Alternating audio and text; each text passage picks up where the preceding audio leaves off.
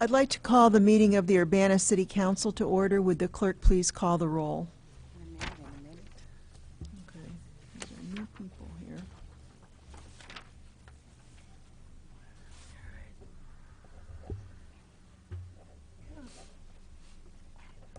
Okay, this is to Mr. Ammons, Here. Mr. Brown, Here. Mr. Jacobson, Here. Mr. Madigan, Here. Miss Marlin, Here. Mr. Roberts, Here. Mr. Smythe, Here. Mayor Pressing. here. The first item is the approval of the minutes of the previous meeting. We have January 20th and January 26th, both 2015. I'll move approval. Second. All those in favor, please, are there any additions or corrections to the minutes? All those in favor, please signify by saying aye. Aye. Those opposed? That motion carries. Additions to the agenda.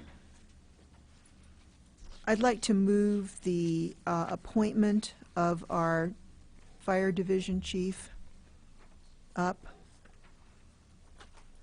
Is there any objection to that? It's So listed at moved. the end of the agenda, but he's got his family here, so. So moved. Second. Okay, all those in favor, please signify by saying Aye. aye. Aye. Okay. And let's have a moment of silence for Division Chief Rusty Chisholm.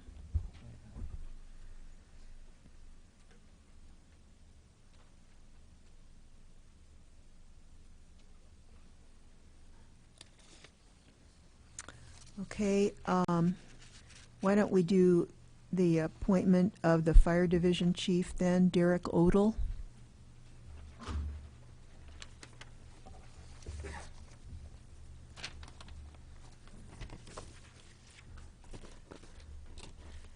I think Chief Neitlinger would like to say something. I would just like to read over Derek's qualifications and how he's made it to this point in his career and why I'm recommending him for Division Chief.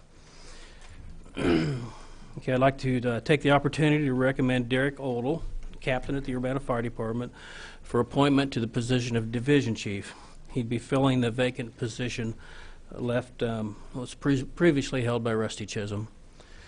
Captain Odell began his fire service in the city of Urbana in 1996 after serving the Mahomet community as a firefighter for 5 years. He worked as a paramedic for Aero Ambulance for 5 years. He's also served the Mahomet community as president of their Fire Protection District Board of Trustees.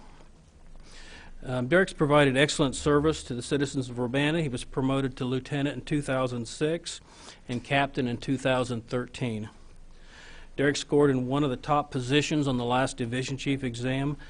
He's demonstrated his ability to function in this position over the last year because he served in the upgrade and has done most of the administrative duties that Rusty Chisholm was doing. And so Rusty served in this position as upgrade in the last year. He comes with multiple qualifications besides his years of experience. He's been a licensed paramedic for 23 years. And therefore, he's coordinator of our emergency medical services, and you've done that for a while now. He's a hazardous materials technician, and he manages our fire department uniform program. He's the chairman of the local emergency services advisory committee, and they kind of monitor the ambulance services that work in our city. So he keeps really close track of our ambulance services. He served several years as the secretary of the Urbana Fire Department's Foreign Fire Insurance Board, and that's tax money that is received that the firefighters manage. Derek also was the Urbana Fire Department's Officer of the Year in 2012. He served on an interview panel for the last firefighters we interviewed. He served with 3 other people, and he's a State Fire Marshal's certified fire officer too, and he's a blue card certified incident commander. So he comes with a lot of training and a lot of experience. You know, one thing that I wrote here that I can tell you about Derek, he's kind of an unselfish member of the fire department, and he always steps up to the plate and is willing to, you know, do that extra work or go that extra mile. And I personally appreciate that.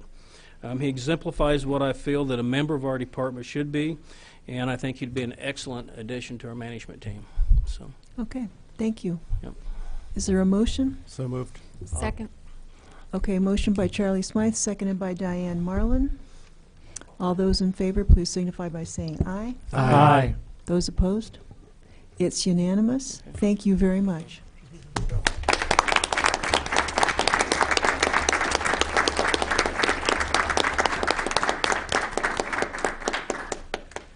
Okay, we'll move on to petitions and communications. Scott Dossett.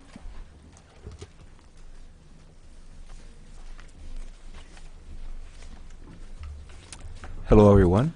Scott Dossett, 501 East High Street here in Urbana.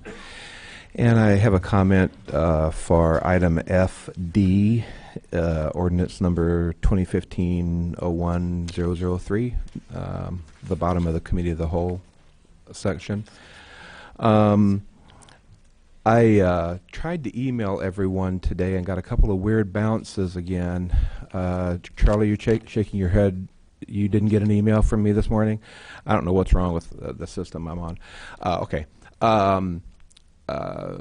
It is my understanding that currently in the CPRB oversight for TASER deployment, there is a clustering or a batching of 4 incidences which are required before the review board sees these, and I want to stand opposed to that addition to the ordinance.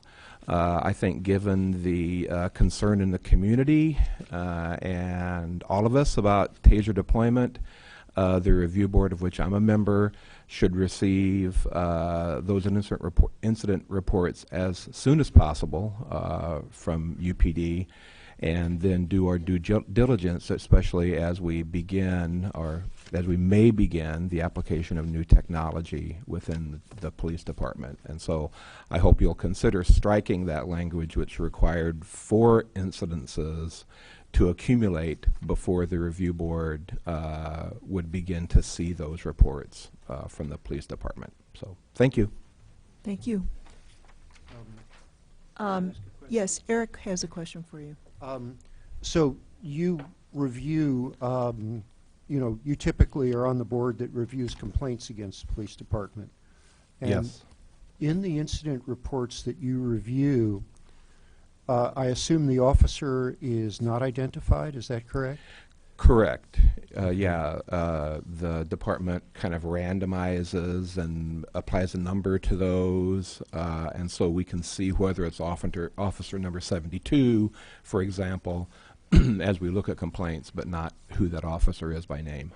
And you review those complaints when, at the next monthly meeting after they're received? Or As they come in, Yeah. the admin support for the HRO sends us an email when those arrive, and typically I try to get over and look at them as soon as possible. I'm 3 behind now, so those come in now. Those are not appeals; those are just the citizen complaint Right. tallies that we have. So.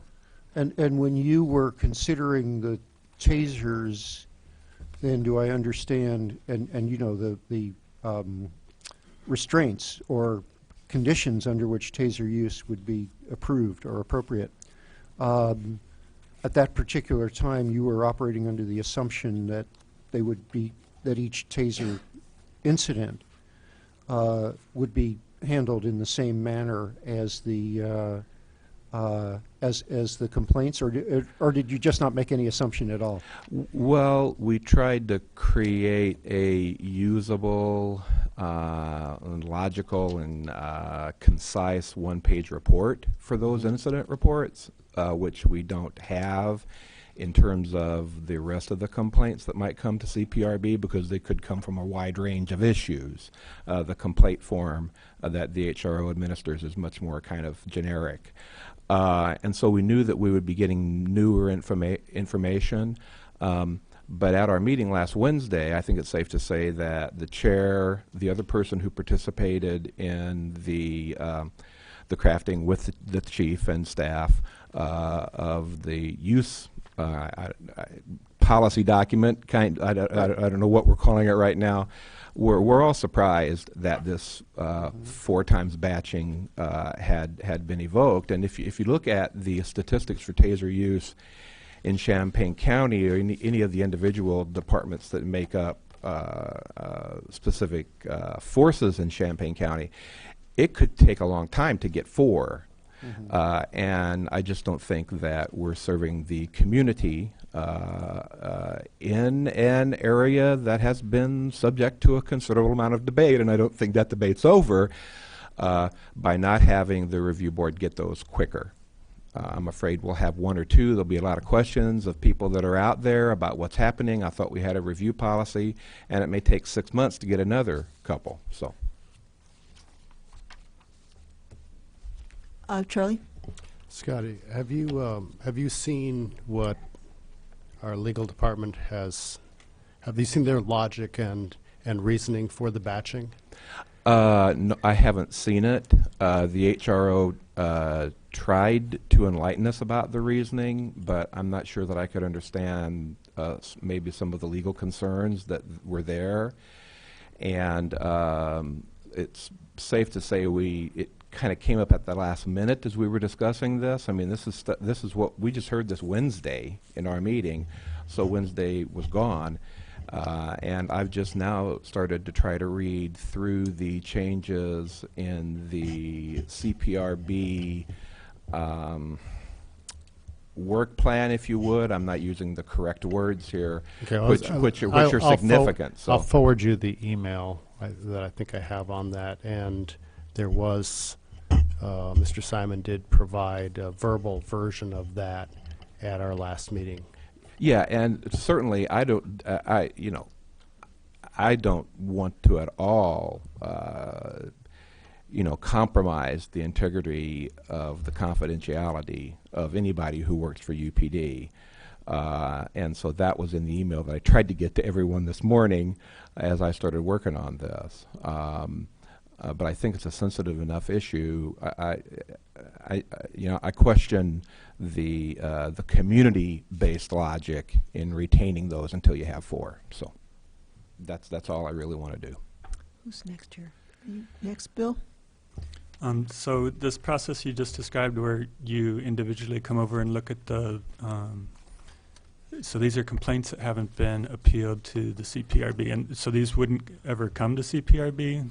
Well, we've only had 2 appeals, and we're logging somewhere between 6 and 12 maybe per year. Complaints. Now I've been around, I don't know how long the board's been up, but that's over 4 or 5 years, I guess. 5 years. And so we've only had 2, so So- we're way below 10%. So as you develop your rules for implementation of the TASER policy, would it be possible to include in the rules the opportunity for you to review the TASER uses as you do the complaints now, go over individually and look at the TASER usage? Maybe that's a question for the attorney. Well, yeah, without having the text in front of me and not being that familiar with it. I mean, we had dialogue during the meeting Wednesday about this, and so we kind of had this group consensus that may or may not be founded in the most recent draft of text. I have to say I haven't read through all of this stuff, but my understanding is that things were not going to be released from UPD until there were 4 cases.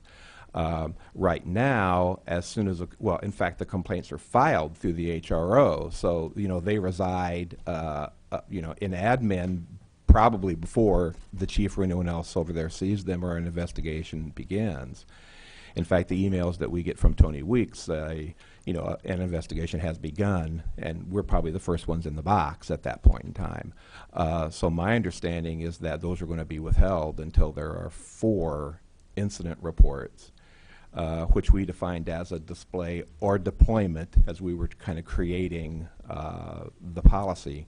And I think that's just going to slow us down. It's going to cause members of the community that are rightfully concerned about the application of the technology in the first place to say, this is exactly why we didn't want to talk about tasers at all. And as I've spoken before in this group, given what I was assured was a conservative and a logical and a urbana-centric kind of policy, I've supported their use, and that's been an argument I've reached, after thinking a lot about it and reading a lot about it, and I just don't want to see a slide now in terms of the commitment I personally made to doing those incident reviews, one at a time, as soon as we can get them. Make CPRB work, make them do their job, make them assure the community that this technology is being applied respectfully and appropriately. Okay, thanks. Aaron? Scott, just quickly, do you have a number in mind that you think might work? Yeah, one. Yeah, I mean, as soon as the incident report comes through, we can funnel it right through the HRO with the same confidentiality concerns that we do the complaints. I think we're all kind of keyed to that. That's what we do. The only thing that we have tried to get done, and I don't think maybe we can't make any motion on this, is to try to get something online where those could be accessed remotely, and so I guess I'll kind of pitch that. I mean, it would be nice if we had a secure site where members of the board could actually do this review without literally walking upstairs. But I mean, I'm willing to do that, and my critical number is 1. And the reason why I asked, because, I mean, just even my question showed that I was trying to get some clarity on exactly how the CPRB would be sort of charged to as a review of this. But when you all do the review of the complaints, and you said there's some sort of randomness about it that the police are able to use so that you can't tell who the officer is.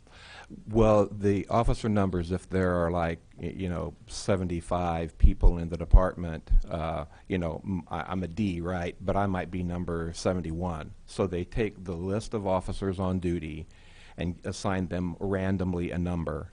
And so as a review board member, I can look at complaints and see whether number 71 repeats, but I don't know who Officer 71 is, and frankly don't want to know. I just want to understand his actions in terms of the interaction with the public. And the difference between complaints and appeals is what? The difference between complaints and appeals is between 45 and 90 days. When the chief, when the HRO receives the complaint, passes it through to the chief, the UPD has its own internal investigation system that works. The chief presents a report to the complainant, and there's a chance for mediation throughout the process. And if the complainant is not satisfied with the chief's response, then they can appeal the decision of the chief, and that's the only time we see it. And again, we've had 2 of those since the board's been in existence. So. Okay, thank you very much. Well, thank you so much. Okay, Mark Dixon?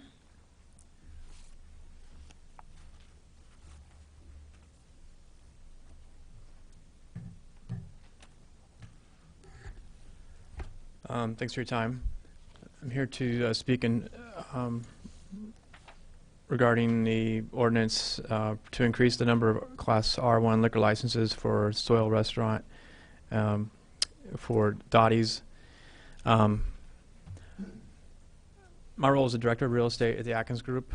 We have a center near Philo and Windsor Road called The Pines. We've had the center there since '07. This is our last space to be filled. It's been vacant since '07.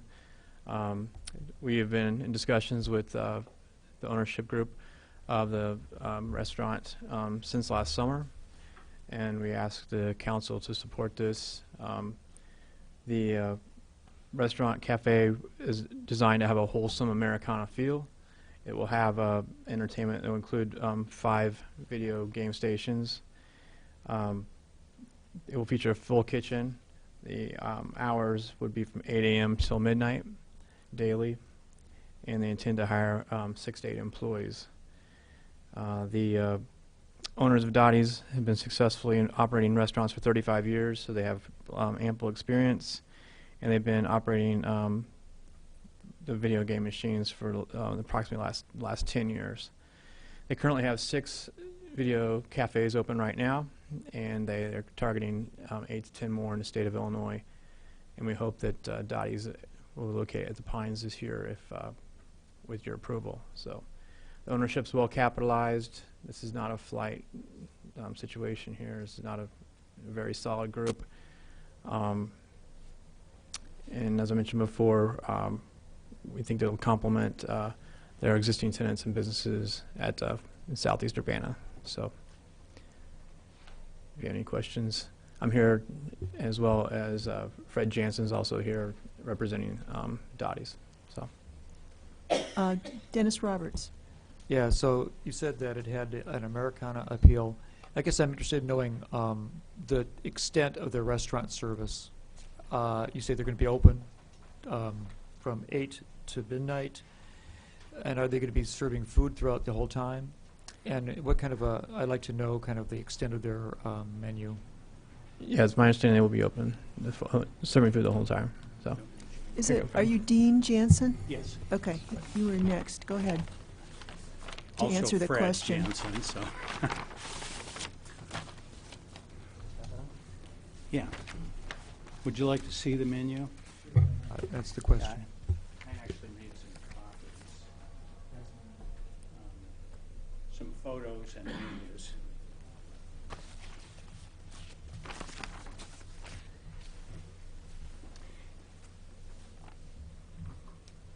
And yes, we will be serving food the entire time we're open.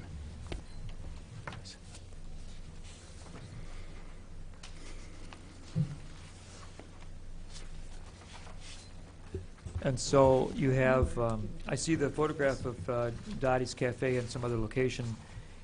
You have not too many tables for eating at, and I guess that was my concern. Yes, we've got about, between 5 and 7, 8 tables. Yes.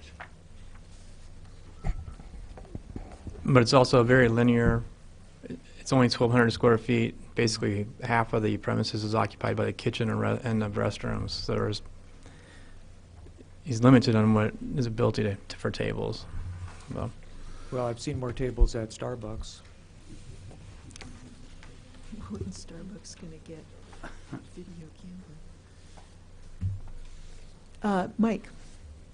So, what is your, historically at your other locations, what is your percentage of food sales compared to gaming?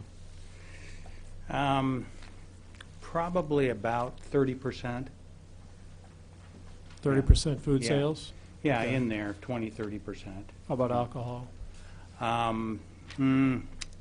Alcohol is probably a third of what food is. Okay.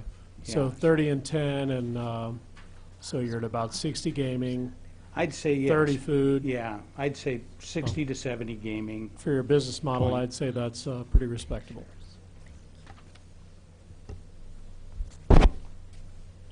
Okay, anyone else? Thank you very much. Brigitte Peak?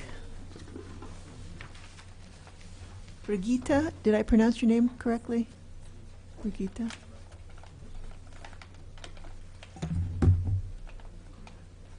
I'm here tonight because of parking.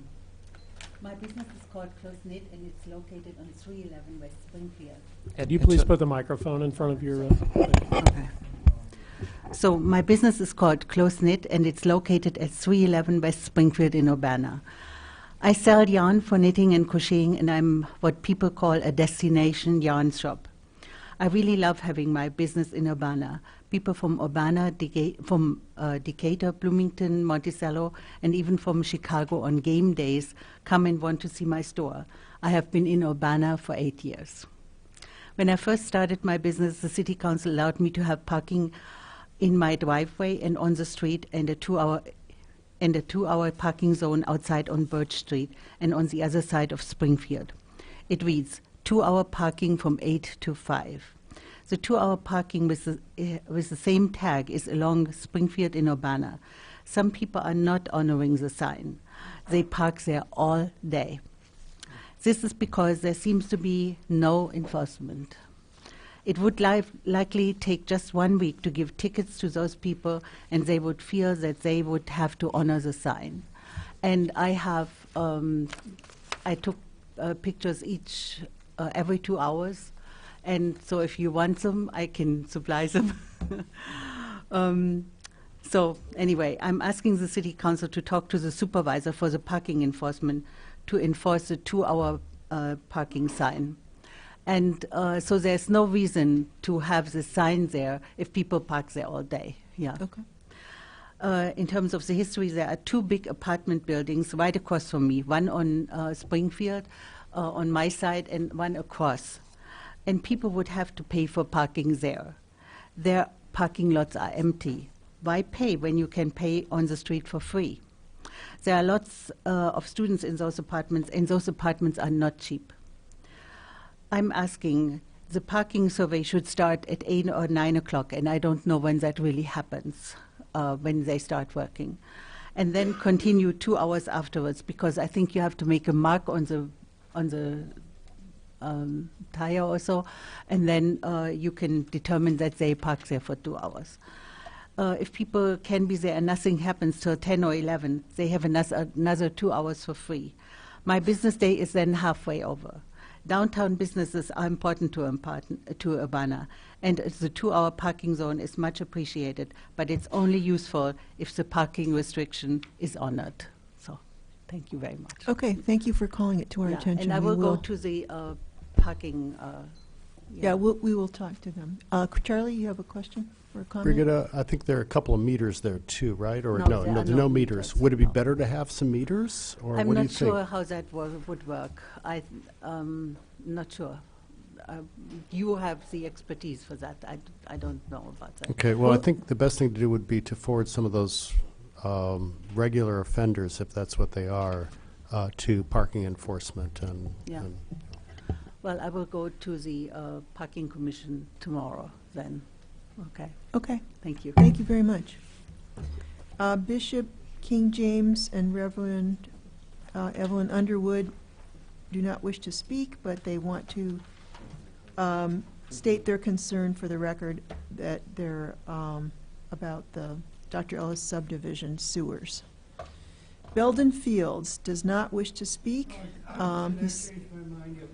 You can always change your mind, Belden. That's fine. Come on up.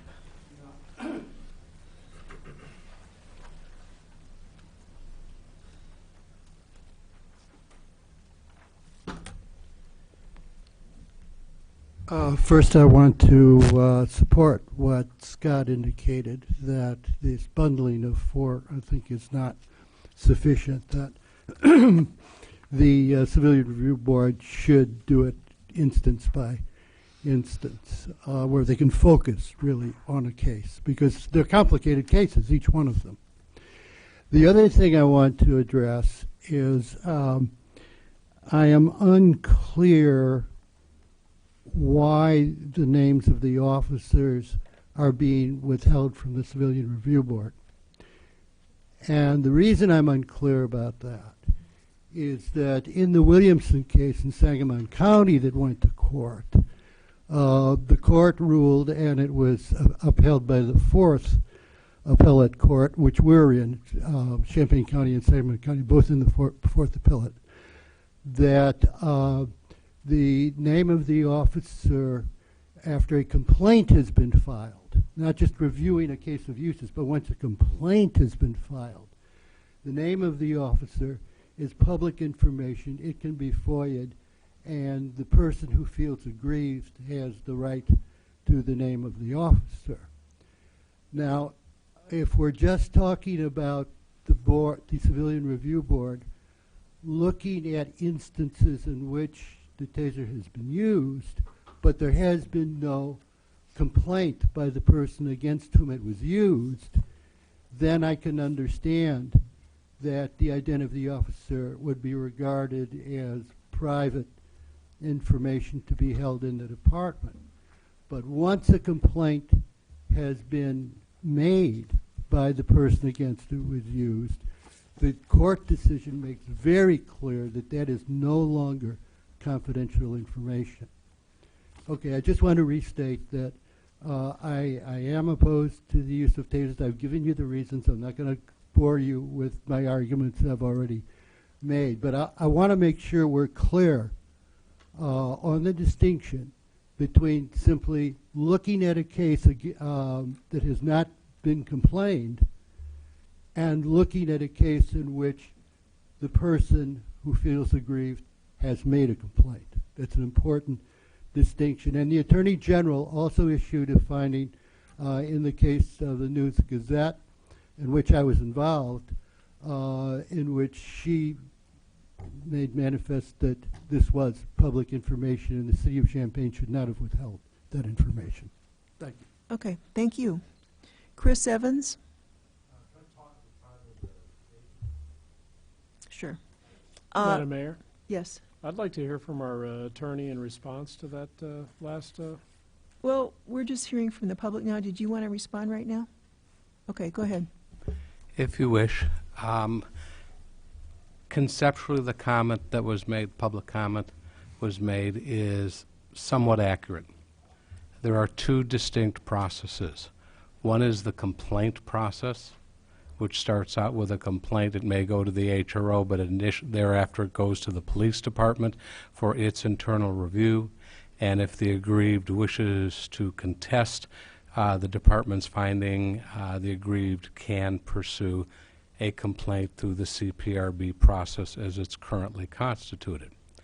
The process contemplated by the ordinance being considered tonight is not a complaint process, and that is the reason why the aggregation of the reports.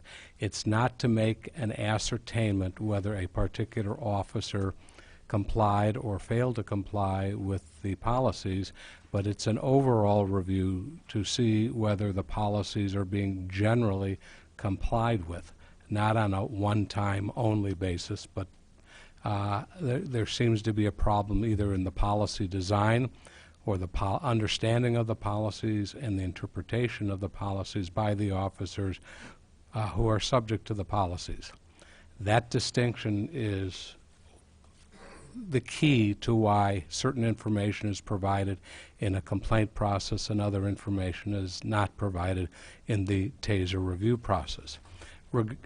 In terms of individual officers, we have a process completely separate even from the CPRB complaint process that's governed by internal review, personnel policies, collective bargaining terms of agreement, and state statute, including the Uniform Peace Officers Bill of Rights Act.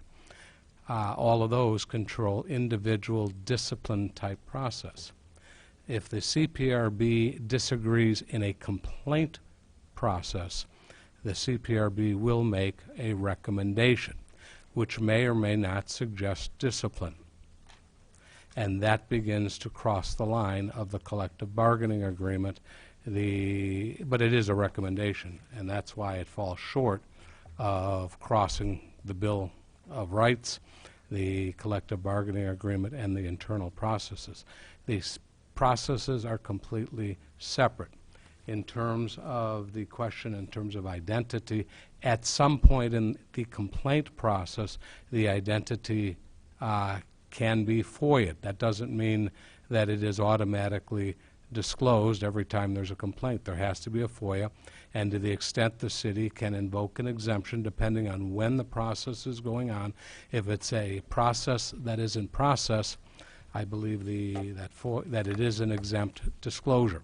It's once the process has been completed under GECAS and the related cases that disclosure then can be compelled once the process is done and whatever the end result of that process is.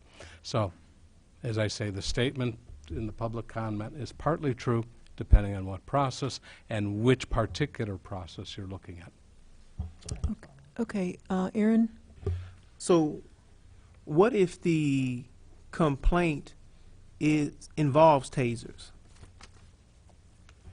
As the ordinance is currently drafted under consideration tonight, any complaint which is filed with the HRO and then sent to the police department for review, and if the complainant, the aggrieved party, contests the findings of the department, that individual can appeal, as indicated by Mr. Dossett.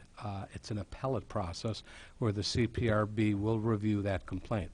That would include an individual's complaint which involves the use of a taser.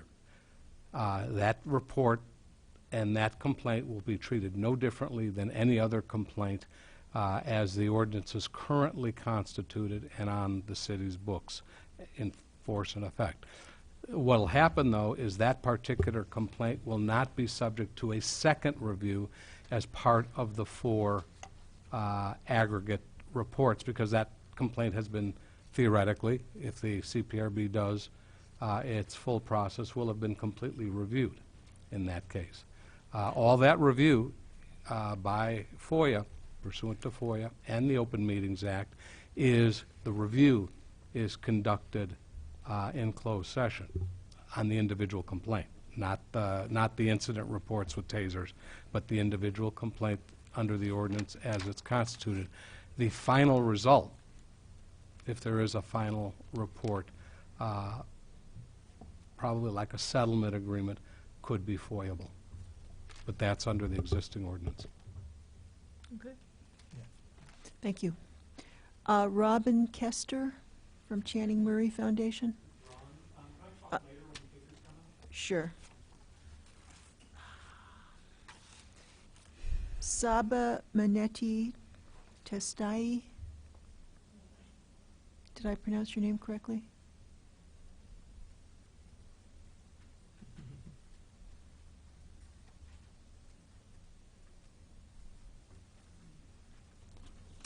Hello.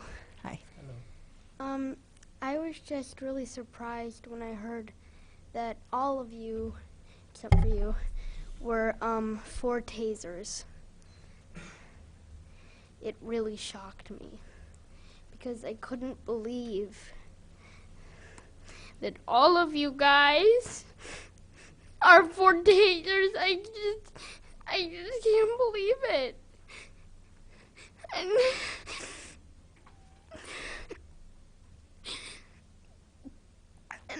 if you want people to be really terrified of police, you are doing a wonderful job. I couldn't have done better. And I just wanted to make that clear to everybody. That it's just so surprising to me. And there's so many things that could be changed in this world, and they're all not, they're going downhill. And it's just terrible. And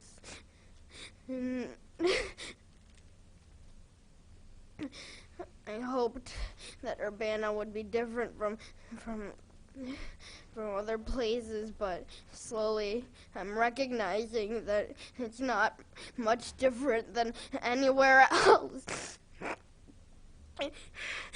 And it's scary. It's scaring me. And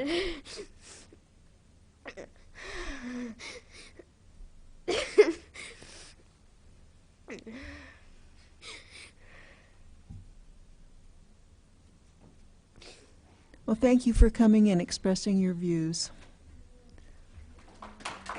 Thank you, Saba.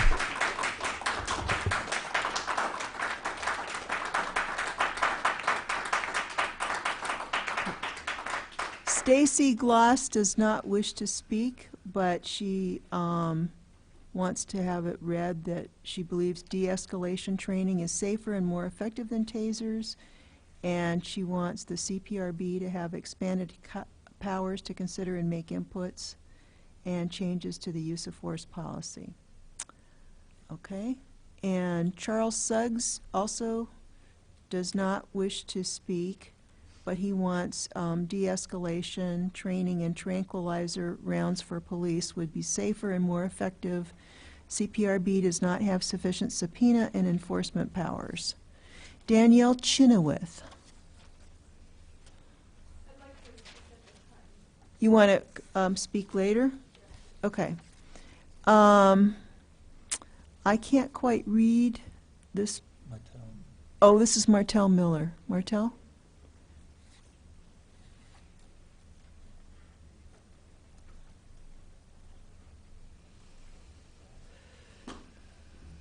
Martell Miller, Banner, Illinois. I was on wait to speak when the tasers came up until that young lady spoke and her fears. You know, it's a lot of kids' fears. I see them every day, from what happened in Champaign to a young man that got shot unarmed. And I can just imagine a young kid see another kid get tased. You know, y'all really got to think. I'm looking at how I would feel. I got a son right now that have a heart problem. They ain't never diagnosed what it is, but he got one. And I can just imagine him getting tased. You know, y'all really got to think, do y'all want y'all police to have tasers? I was brought to the meeting when Connolly wanted to talk about the tasers, about the mental patient. I think that was handled all wrong when I've seen it, because they didn't de-escalate it. They came and escalated the problem, yelling stop or shoot, put the knife down, instead of talk to an individual. I have dealt with a person with a mental problem. The worst thing you do is yell at them. You have to have a calm voice with someone to have a mental problem, because you yell at them, you're really going to set them off. I really want y'all to really take a look at what y'all want to do. Give officers tasers. Officers got enough weapons. Our community right now don't even trust officers. And what y'all done seen around this country with your own eyes, especially the individual getting choked when they say it wasn't a chokehold. How can you choke someone and it ain't a chokehold? You know, we got to think about what we're doing with our police. Our police and our community supposed to go right together. So you give them another weapon to split them apart. Conley had to think as a chief, why don't he go in the community and talk to the community, talk to these young people that don't trust the police, build a relationship. Don't get nothing to separate the relationship. If y'all didn't get what that young girl was telling y'all, that's fear. It's enough fear in our community of black young people against the police. Take the fear away. Come in the community and make some kind of, I don't really know, some kind of real relationship. Not come in there, you know, all hands down, just a heavy hand down. Have your arms open. Let's greet and meet. And that's all I got to say. Thank you. Thank you.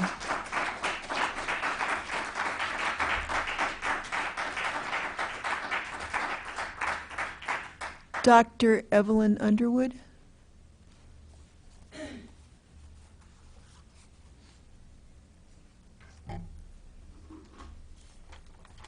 Madam Mayor, I think I said Reverend Dr. Evelyn Miller Burnett Underwood.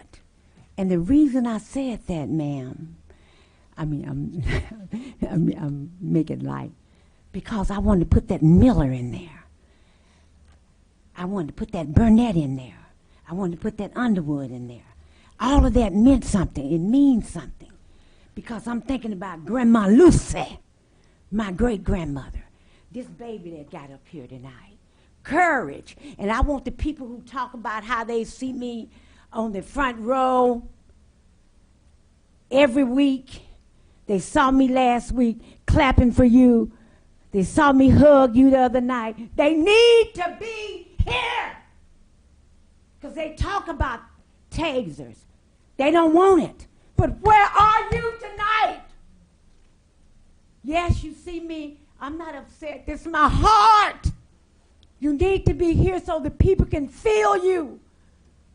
I hope our council member, our mayor and all can feel me, can feel you through me, can feel what you were talking about, because they said it. And Jim Day, they upset with him, how he talked about you. They said, talk on your radio, talk on your television program, Reverend Doctor, and let this man know that we're with him. But where are they tonight? This baby had more courage than they did. They should be here. Yes, they want the police chief and the city council people and the mayor to go out there on our turf.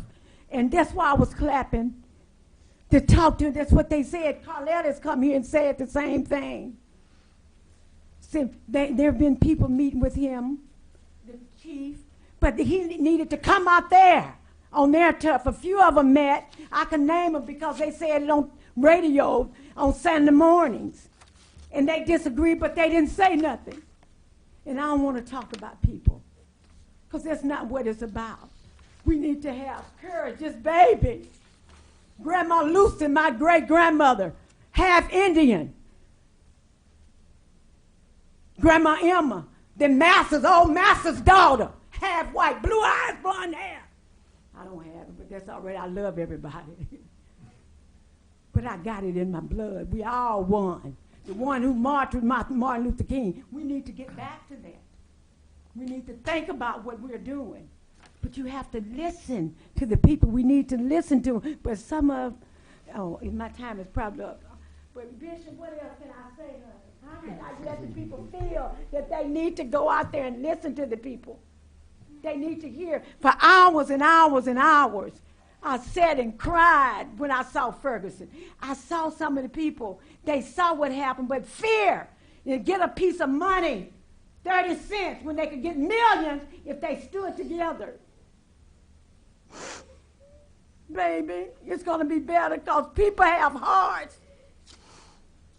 And there's a lot of love everywhere in a lot of people, baby. We're going to make a better world for you. Yes, we are. All races, they stood together with Dr. Martin Luther King. Jews, Gentiles, white, black, died with Dr. King. So little white girls, little black girls, black boys and white boys can be together, young ladies. It's going to be better. It's going to be better for all of us. We're going to have a future. It's a global society. You have 1 minute. I'm sorry. I love you, baby. And everybody love you. We're going to think about this with our hearts. Because we want a better life for all of y'all, for all of us. And we got people who are going to stand and they're going to think, okay? Okay, thank y'all. I didn't plan to say nothing tonight, but it's in my heart.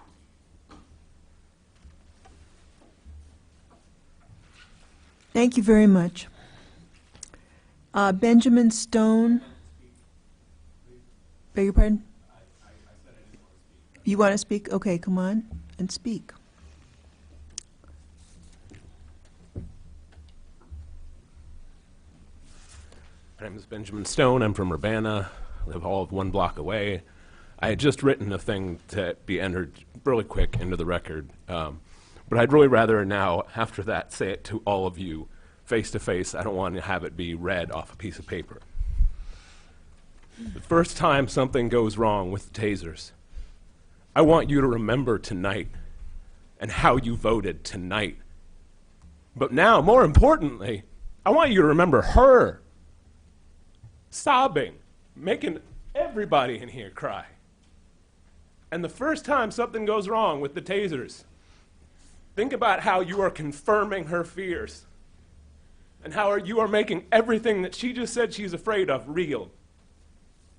And if you get the tasers and it happens, and I hope you think about tonight, and I hope to God it hurts. Thank you.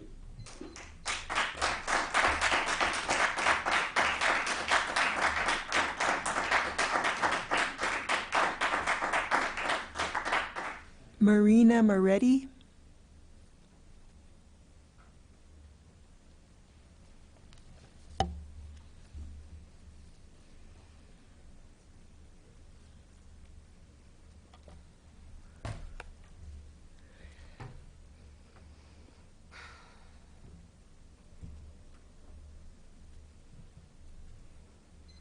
I heard that all of you, with the exception of Aaron Emmons, is in favor of these torture devices. And I'm asking you, knowing full well that the police department doesn't even know how to use the guns that are at their disposal in a way that's in any way, shape, or form responsible.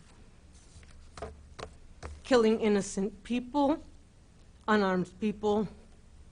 How do you think tasers are going to improve the situation? All I have to say is, if you vote in favor of this, shame on you. Shame on you. Darrell Cruz? Okay. Brian Dolliner?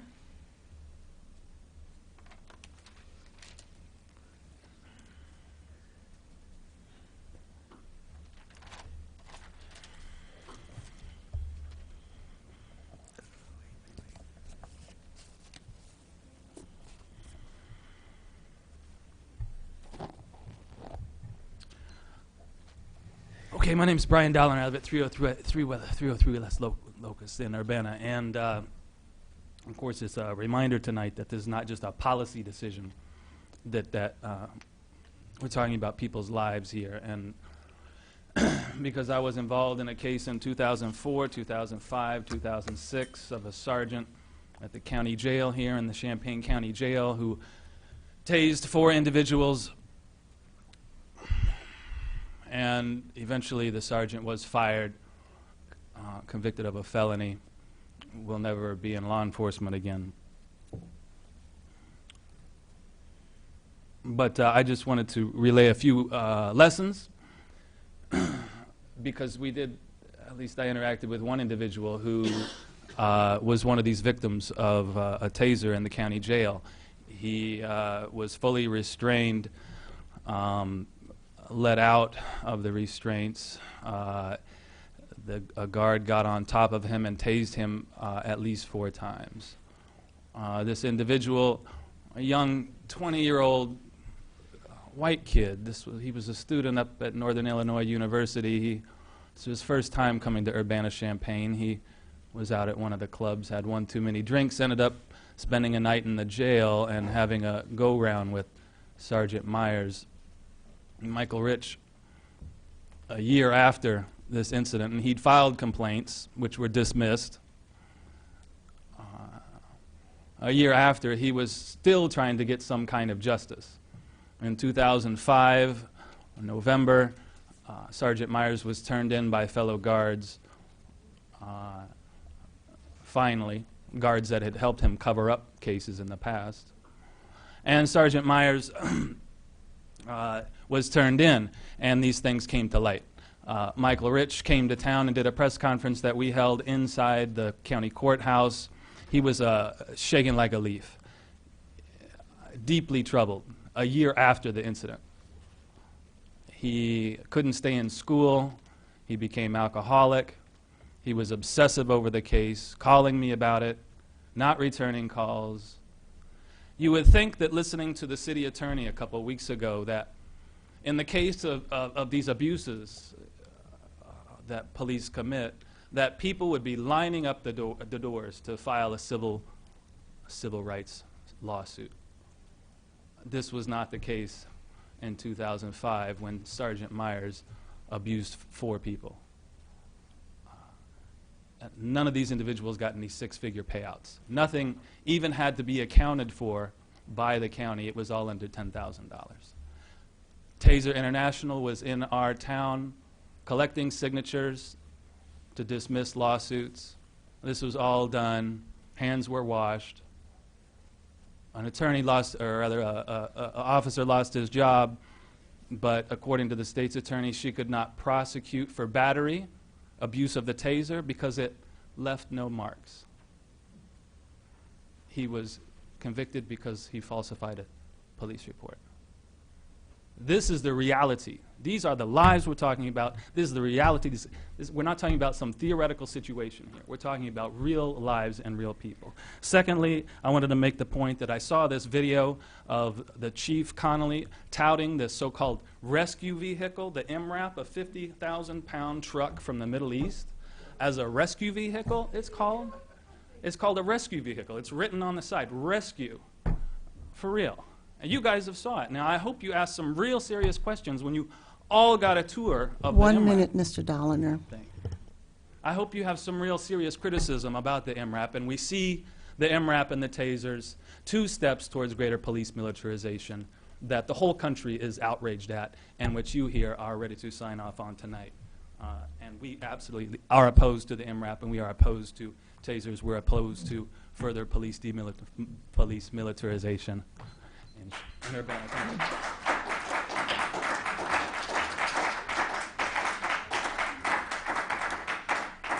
Okay, we'll move on to unfinished business. We have ordinance number 2015-01-004, an ordinance amending Urbana City Code, Chapter 3.7, Section 3.7-15, increasing the number of licensed premises that may display video gambling terminals. That's going to be postponed because we'll talk about it when we do the zoning. Okay, so then I'll we... move to send that back to committee then. Yeah, okay. We'll just keep that in committee. I think we should, just for the record, vote on And sending I'll it back. second your Okay. motion. All those in favor, please signify by saying aye. Aye. Those opposed? Okay, we'll move on to unfinished business. We have ordinance number 2015-01-004, an ordinance amending Urbana City Code, Chapter 3.7, Section 3.7-15, increasing the number of licensed premises that may display video gambling terminals. That's going to be postponed because we'll talk about it when we do the zoning. Okay, so then I'll we... move to send that back to committee then. Yeah, okay. We'll just keep that in committee. I think we should, just for the record, vote on And sending I'll it back. second your Okay. motion. All those in favor, please signify by saying aye. Aye. Those opposed? Okay, we'll move to reports of standing committees, the Committee of the Whole. That was Diane. Go ahead. On behalf of Committee of the Whole, I move approval of ordinance number 2015-01-008, which is an ordinance approving a redevelopment agreement with Stevens Building LLC, 218 West Main Street. Second. Okay, any discussion? Would the clerk please call the roll? Mr. Ammons? Yes. Mr. Brown? Yes. Mr. Jacobson? Yes. Mr. Madigan? Yes. Ms. Marlin? Yes. Mr. Roberts? Yes. Mr. Smythe? Yes. That motion carries. Ordinance number 2015-01-009, an ordinance revising the annual budget ordinance FY 2014-15, which is the redevelopment agreement with Stevens Building LLC. For the committee, I so move. I'll second. Any discussion? Would the clerk please call the roll? Yes. Mr. Brown? Yes. Mr. Jacobson? Yes. Mr. Madigan? Yes. Ms. Marlin? Yes. Mr. Roberts? Yes. Mr. Smythe? Yes. That motion carries.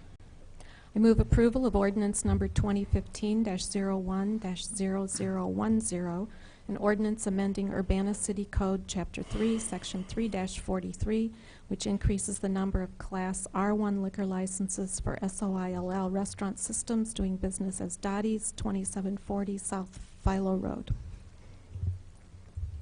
Second. Madam Mayor, Yes. I recuse myself. Okay. We have a motion by Diane Marlin, seconded by Eric Jacobson. Any discussion? I believe this came from, did it come from council with no, or committee with no recommendation?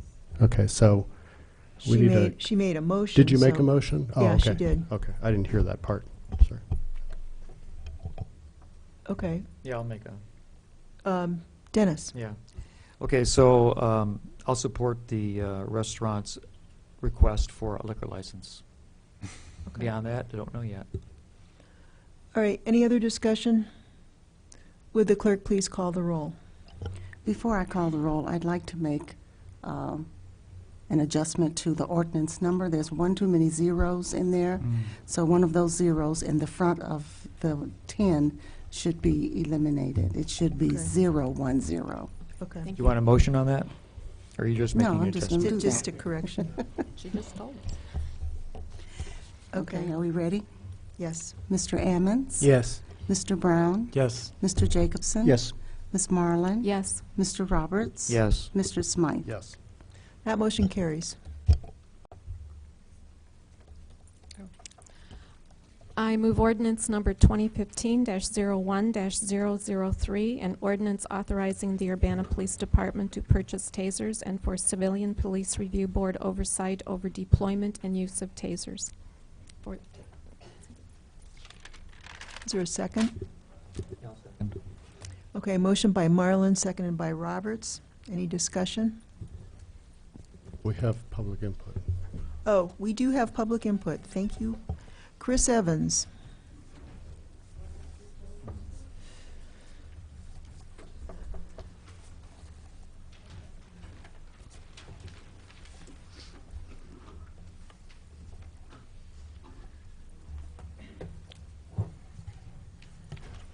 Chris Evans, Ward 4. The discussion about the tasers has been a real disappointment in the way that council has considered tasers for which there's no crisis or need. The chief has not been able to produce the number of times his officers have called for a taser. He has not produced any statistics as to how many times his officers have been injured when they could have, and injured and when it would have avoided injury if they'd have had a taser. And the biggest problem with tasers is if you got them, you'll use them. Instead of de-escalating conflict, the Urbana City Council will decide to escalate violence by adding another lethal weapon into the arsenal.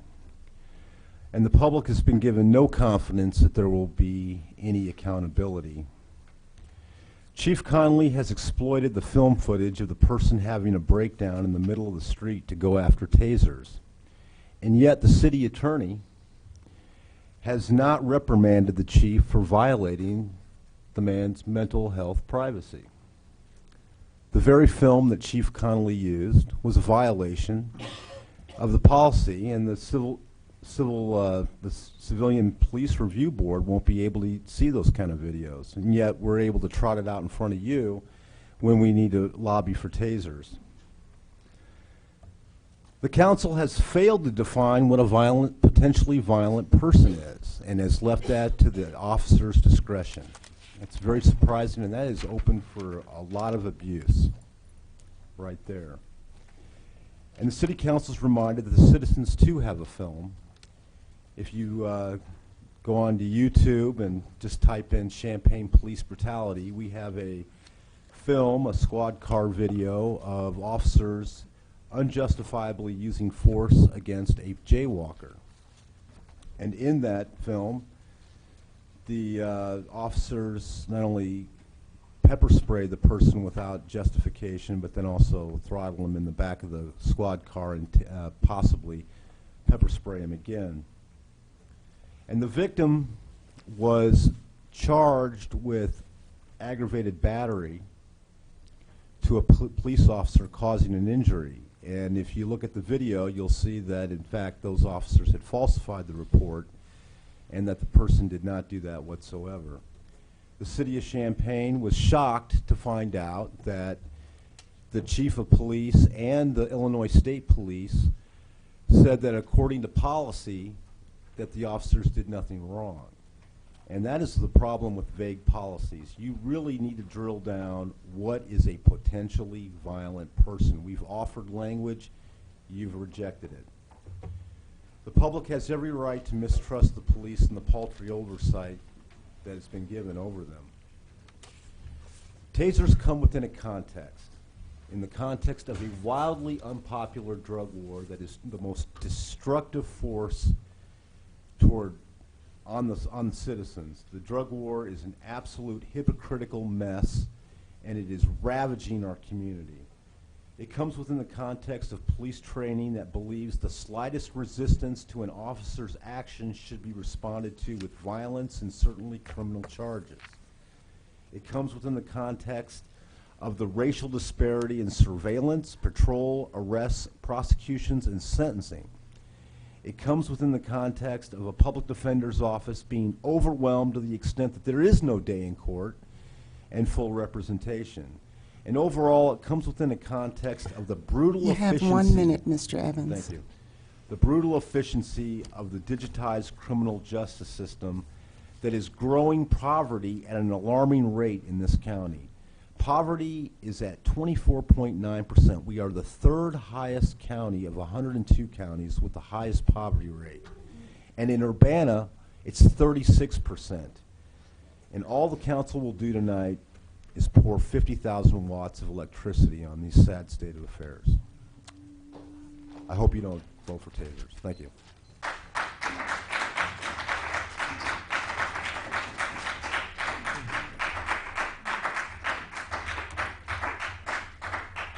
Mr. Kester?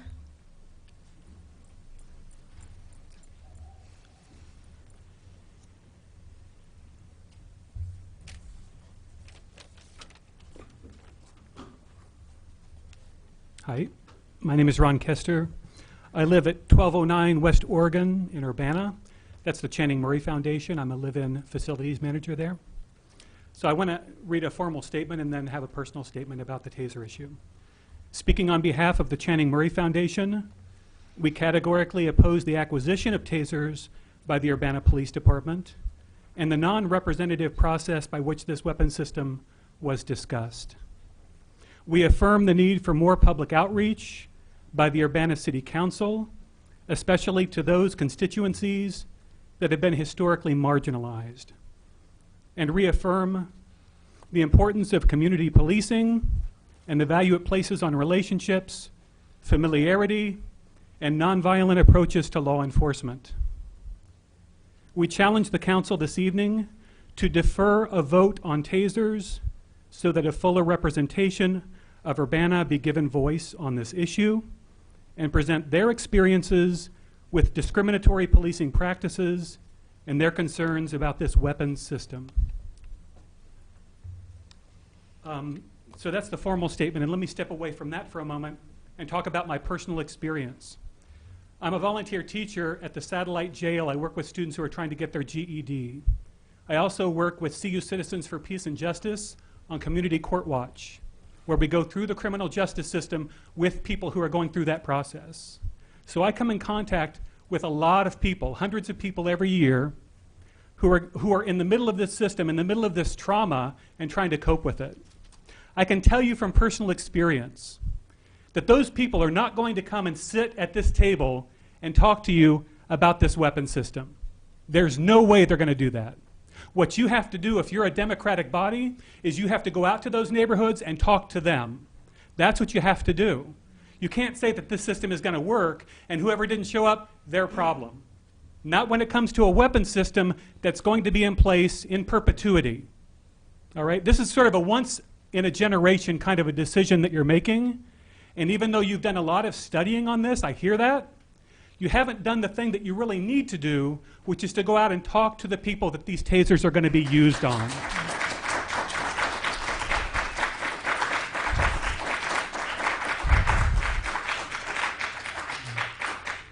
I heard a promise earlier in this debate that before you pass tasers, you were going to do that. I thought that was something that everyone agreed on, everybody. We're going to have town hall meetings north of University. We're going to have town hall meetings in Learman neighborhood. We're going to have town hall meetings in Scottswood. We're going to go to these places, invite the people in, and if they don't come the first night, we'll go again. And we'll be there until they come in, and then we want to talk about this and hear what their experiences are like with policing. I don't think that's happened yet. All right, so I really want you to think about that tonight, because these are the people who are going to have to deal with this. Earlier today, just a few hours ago, I was meeting with a person who reached out to CU Citizens for Peace and Justice through Community Court Watch and said, I need to talk because I have a big problem. So I met with this person with another member of CU Citizens for Peace and Justice. He's an African-American male, young, probably in his early 30s, and he has a severe crisis. He has a conflict with another person in the community over a car, and he thinks that he's going to be in trouble with the police. He says, I didn't do anything wrong. Here's my birth certificate. Here's my baptismal certificate. I'm a member of this church. My wife is getting baptized in this church in a couple of weeks. We're good people. I have no problem with the police. The police have no problem with me. But I'm worried that I'm going to get stung in all of this. I can feel it. And what I would love to convey to you tonight was the panic that he felt because he could not go to the police. He could not go to the Urbana City Council. He had to reach out to somebody else. You have 1 minute. He had to reach out to somebody else that he could talk to about this issue. What I want to impress upon you tonight is that there are hundreds and thousands of people in our community who have that point of view about policing and about the political body in this town. And you have to reach out to them. You can't just set them aside and say we're going to move forward with this and assume that everything will be all right. Thank you.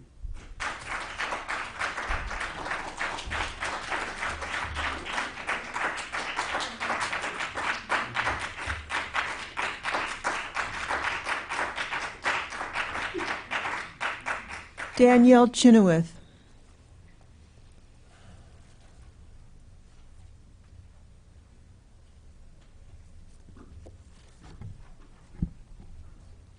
Danielle Chenoweth, 412 West Illinois Street. Can you hear me? Yes. Okay. This has been a difficult weekend for me. I never thought I would have to go before this city council in Urbana now and time and again around warming centers, around the anti-panhandling ordinance, about policies, weapons, and practices that really are in line with this country's war against the poor. I think Urbana's exceptionalism that I feel like this council is starting to hide behind ends with the vote tonight. I also can't believe that in the middle of the Black Lives Matter movement, where there's such a revelation that there are two worlds in this country, I can't believe that the council can't at least pause for a moment and actually look up and look at what's going on around you in this country and the conversations. We had like 250 students show up with a White Allies conversation on campus to say, you know, what can we do? What does this mean to us? How can we listen? We didn't know this kind of thing was going on. And for the council to just march lockstep through this in the middle of this conversation is very difficult to swallow. I think that this council, after talking with many of you individually, really lives on the one side of the two worlds that this country is made up of right now. And that you have a responsibility to travel to the other side and to listen. That is at least your responsibility. And what that requires is, first of all, understanding how scared people are to come speak, and they don't want to be limited by the 5 minutes. You need to go to a local area church and listen and be quiet and not feel like there's this, this line between us where people can talk about their experiences and you can understand your vote in context. Okay, because a lot of the conversation has been focused on the technical and the details and the policy and not really the relationship and the context here. That's what's important right now, is the relationship that you are projecting with the community. It may be that you are correct when it comes to the details. I'm not going to speak to that. I really want to speak to the fact that you are hurting a relationship in the community moving forward, and you need to take that seriously. This began with Chief Connolly taking each of you one by one in secret and briefing you on this issue. That is Bruce Walden era politics. And I thought those politics were over, Mayor. I thought that we actually had conversations in the public about these. And the fact that he did that, and then when I met with each of you, you already told me your minds were made up. Charlie told me the first day, my mind's made up. Okay, I think this is a good idea. That was before the very first public conversation about this. That's disappointing. So I want to speak to a few specifics. First of all, I think you should pause, and I think you should listen to the public.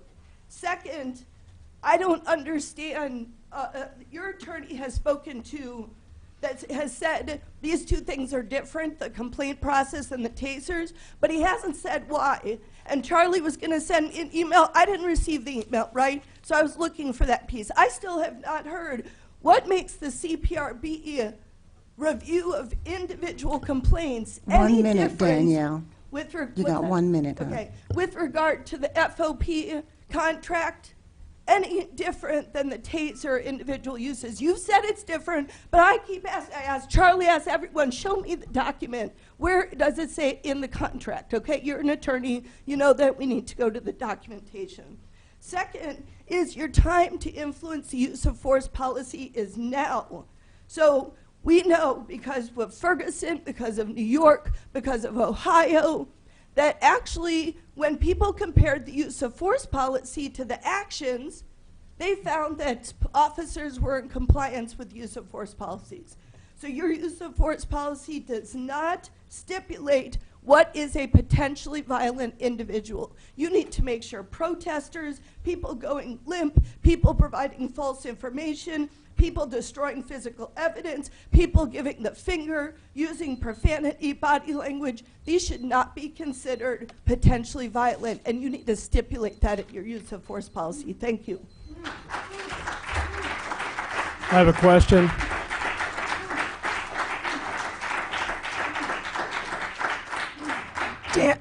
Danielle, we have a question from Mike Yeah, Madigan. I don't want to really get in the weeds here, but I just have one thing that I need to say. You said something about us being briefed in secret.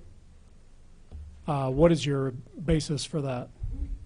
I was told that Chief Connolly, who actually he met with the different council members before the first public conversation about tasers, and he met with each of you. He showed you videos, and he made his case for tasers before the first public conversation. Okay. Yes, that would be in secret, not in a public open meeting. Okay, my meeting and my viewing of the video and my briefing was with the president of the ACLU. So I don't think that's secret. Do you? Did each of you, well, first off, the public weren't privy to that conversation. The president of the ACLU was in my briefing. Well, I'm glad to hear that. Okay. Were there other folks in the conversation? Was it a public meeting?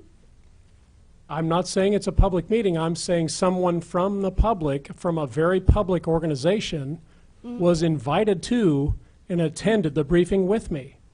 So I don't think there was anything secretive about this.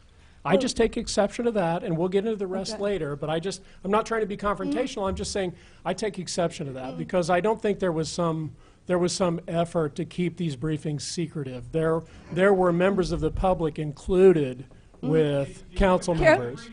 Yeah. Well, so Look, Carol, what I know. Could, excuse me, We're out of order here. Danielle has the floor here, and she's being asked a question. I just wanted to answer. My understanding, I was Carol Emmons' manager in the primary election, and she came to me and told me that she was briefed after every other council member, and that she was briefed at the very end of that process by the chief of police. So, you know, that it was a difficult situation where in your own council member, the one African American who serves on city council, there was a delay in their briefing. Well, the way it and was she put to me briefed in was, private. the way it was put to me when I was asked was, when would you like to be briefed? It was a scheduling thing. So I can't speak to when Carol had her briefing, but I was asked when I wanted to be briefed. Okay. And the scheduling, the matrix of scheduling happened to be where I was briefed with the president of the NAACP. So, I mean, I just, I'm sorry that. Yeah, that would have been nice. I'm sorry, it was actually. NCUCPJ. It was Thank you. Patricia. So, but the bottom line is, I was briefed with someone from a public body, from a public organization, and I don't think there was any underhanded scheme here to brief people in private. I just take exception to that. Okay, thank you very much. Darrell Cruz.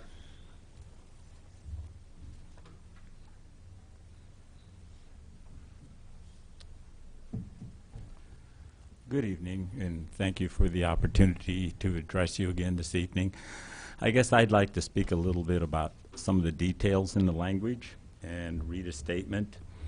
The City Council must assure the public that the Civilian Police Review Board has the ability to review taser use compliance. In the proposed ordinance language, that role is not clearly articulated. In fact, it appears intentionally vague. Clearly, the CPRB has the authority to recommend amendments to policy, protocol, procedural changes governing tasers, but not taser noncompliance. This is a serious flaw you must address. If not, in essence, the police are left to monitor taser compliance themselves.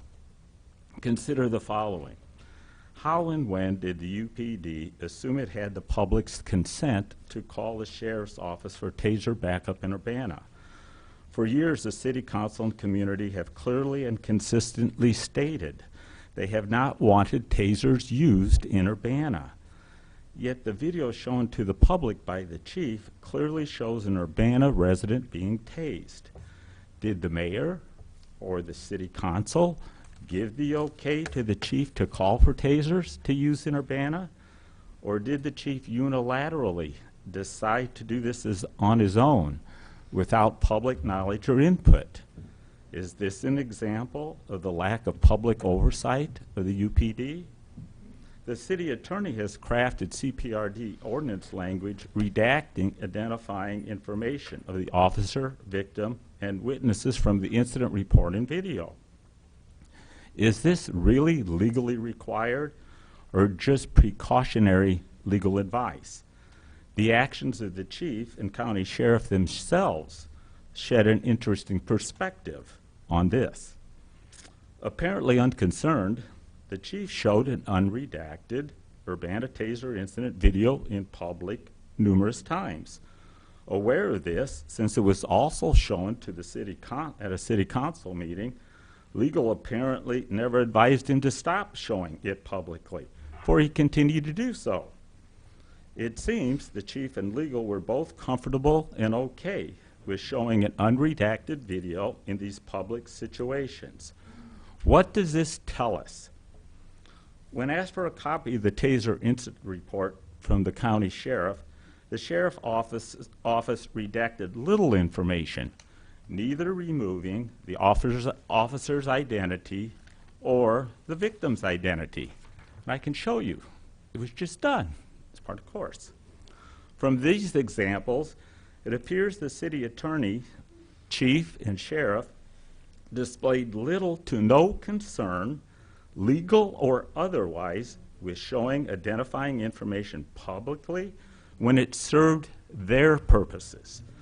Then why can't the city council require ordinance language releasing the exact same type of information to the CPRB when it now serves the public's interest? Is this a double standard? It appears another concern is avoiding ordinance language that violates the police officers' union contract.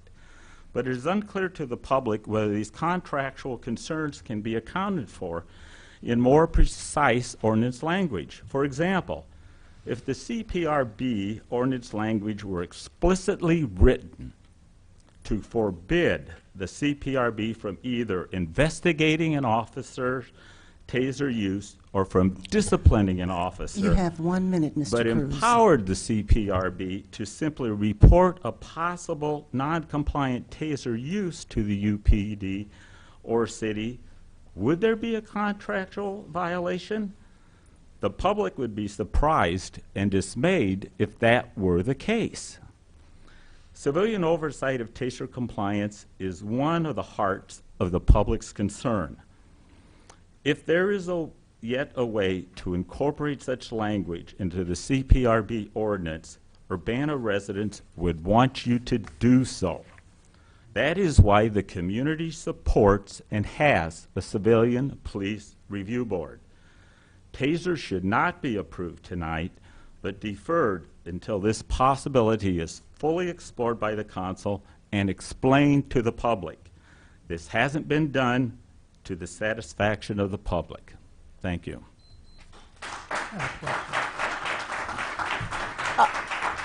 There's a question for you from Aaron. Could you further, just sort of expound on what you mean about TASER non-compliance? There was something that you were saying, I couldn't quite write it all down, about the need for clarity around that. Okay, all I'm suggesting is that the city has developed a very restrictive use of force policy that is only worth to the degree that officers comply to it. And I believe for the most part they will. But if there is a misuse or abuse, how will that non-compliance just be identified? Is it solely, are you giving that responsibility solely to the police department to do that internally? Or can you craft language that will give the CPRB the ability to do that on behalf of the public? Not to investigate, okay, not to offer any punishment or discipline, just to say, oh, this appears like maybe there's a compliance issue. Can a UPD or the city council review it? Diane? I wondered if Chief Connolly, or I think Chief Connolly, could you speak to the video that we were all shown and that the public has seen, and to whether that was a violation of anyone's privacy?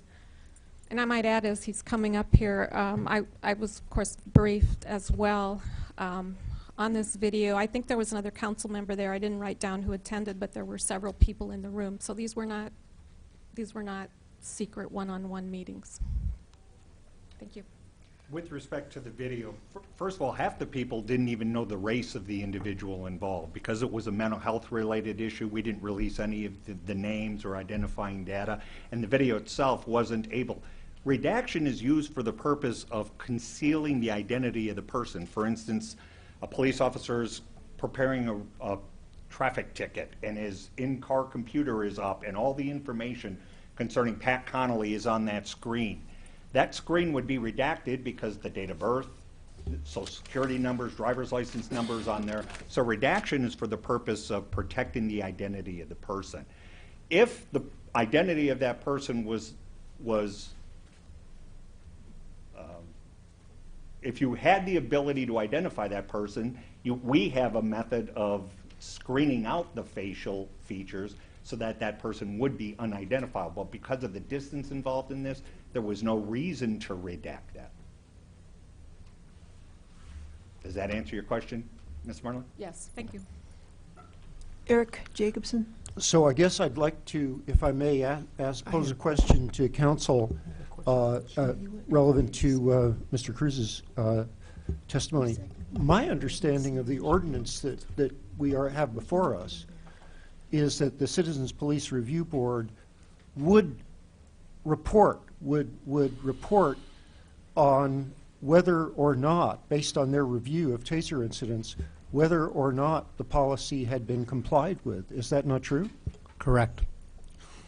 But it would, contrary to suggestion, though I think Mr. Cruz was fairly accurate, it would not involve any recommendation about a particular officer that could be disciplined. Discipline in the city of Urbana is not left strictly, regarding police officers, is not strictly left to the Urbana Police Department.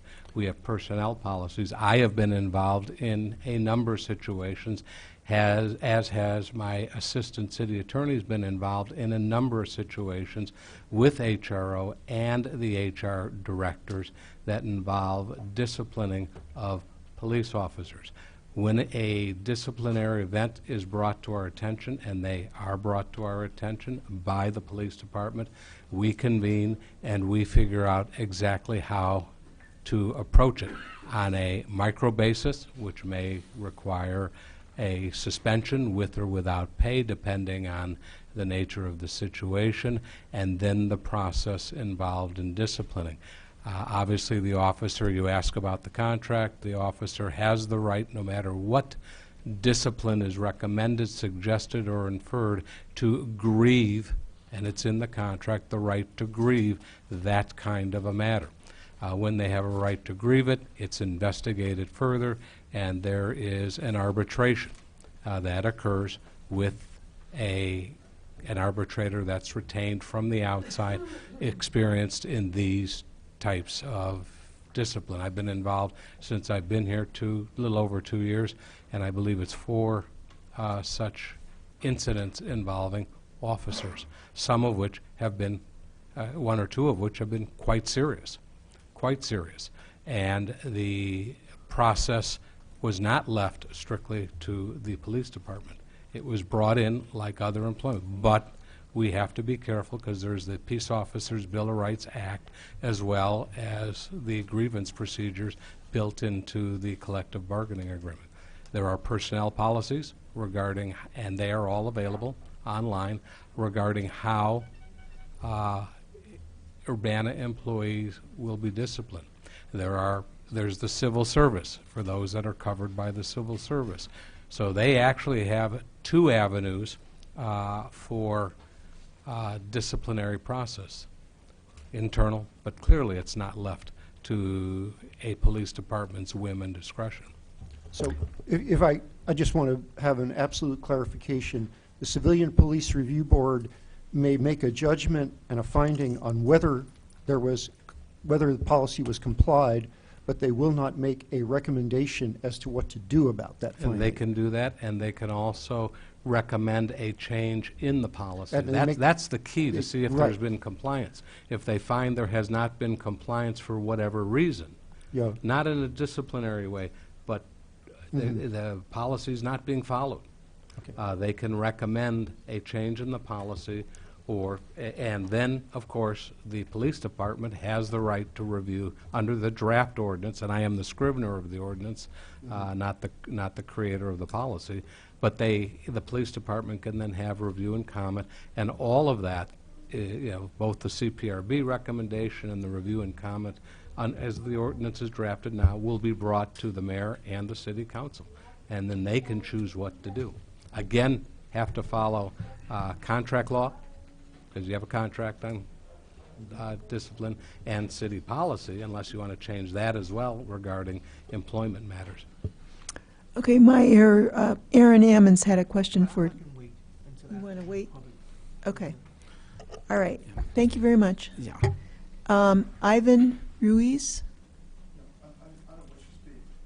Oh, you don't wish to speak? Okay. He's against tasers, okay. You want to ask a question now? Sure. Chief Connolly, Aaron Ammons wanted to ask a question.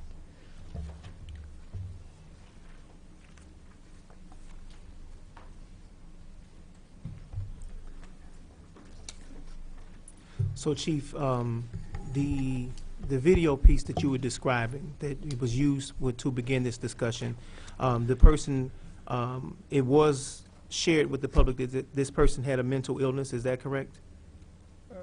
No. Mental health related Mental health, matter. And yeah, Okay. absolutely. And so it was just based upon a judgment call as to whether or not someone could recognize this individual. Yeah, I don't know. What I'm speaking to is the redacting, right? And so basically, there's a judgment that's made as to whether or not somebody can recognize this individual because it was shown to the entire public. Is that correct? Correct. So who makes that judgment call? Todd Rent. Todd Rent does. Right. And so if anybody else from the public noticed that individual and knew who he was, would that have been opened us up for some sort of litigation? I don't know. No. When you're out in public, your image, you do not have a right of privacy. The individual's medical records and diagnostics were not disclosed. What was disclosed is the observation that the individual posed a threat to himself. That's basically what was presented. And I've only seen the video the one time it was presented here and wasn't consulted regarding the video. But So that applies to the CPRB then as well. If the video was shown to the citizens, the Civilian Police Review Board, the same quote that you just gave me about your image being public, it would apply in that situation as well? Without tying a name or diagnostics or healthcare information. Somebody's walking down the street. They don't have an expectation of privacy in their image. Okay.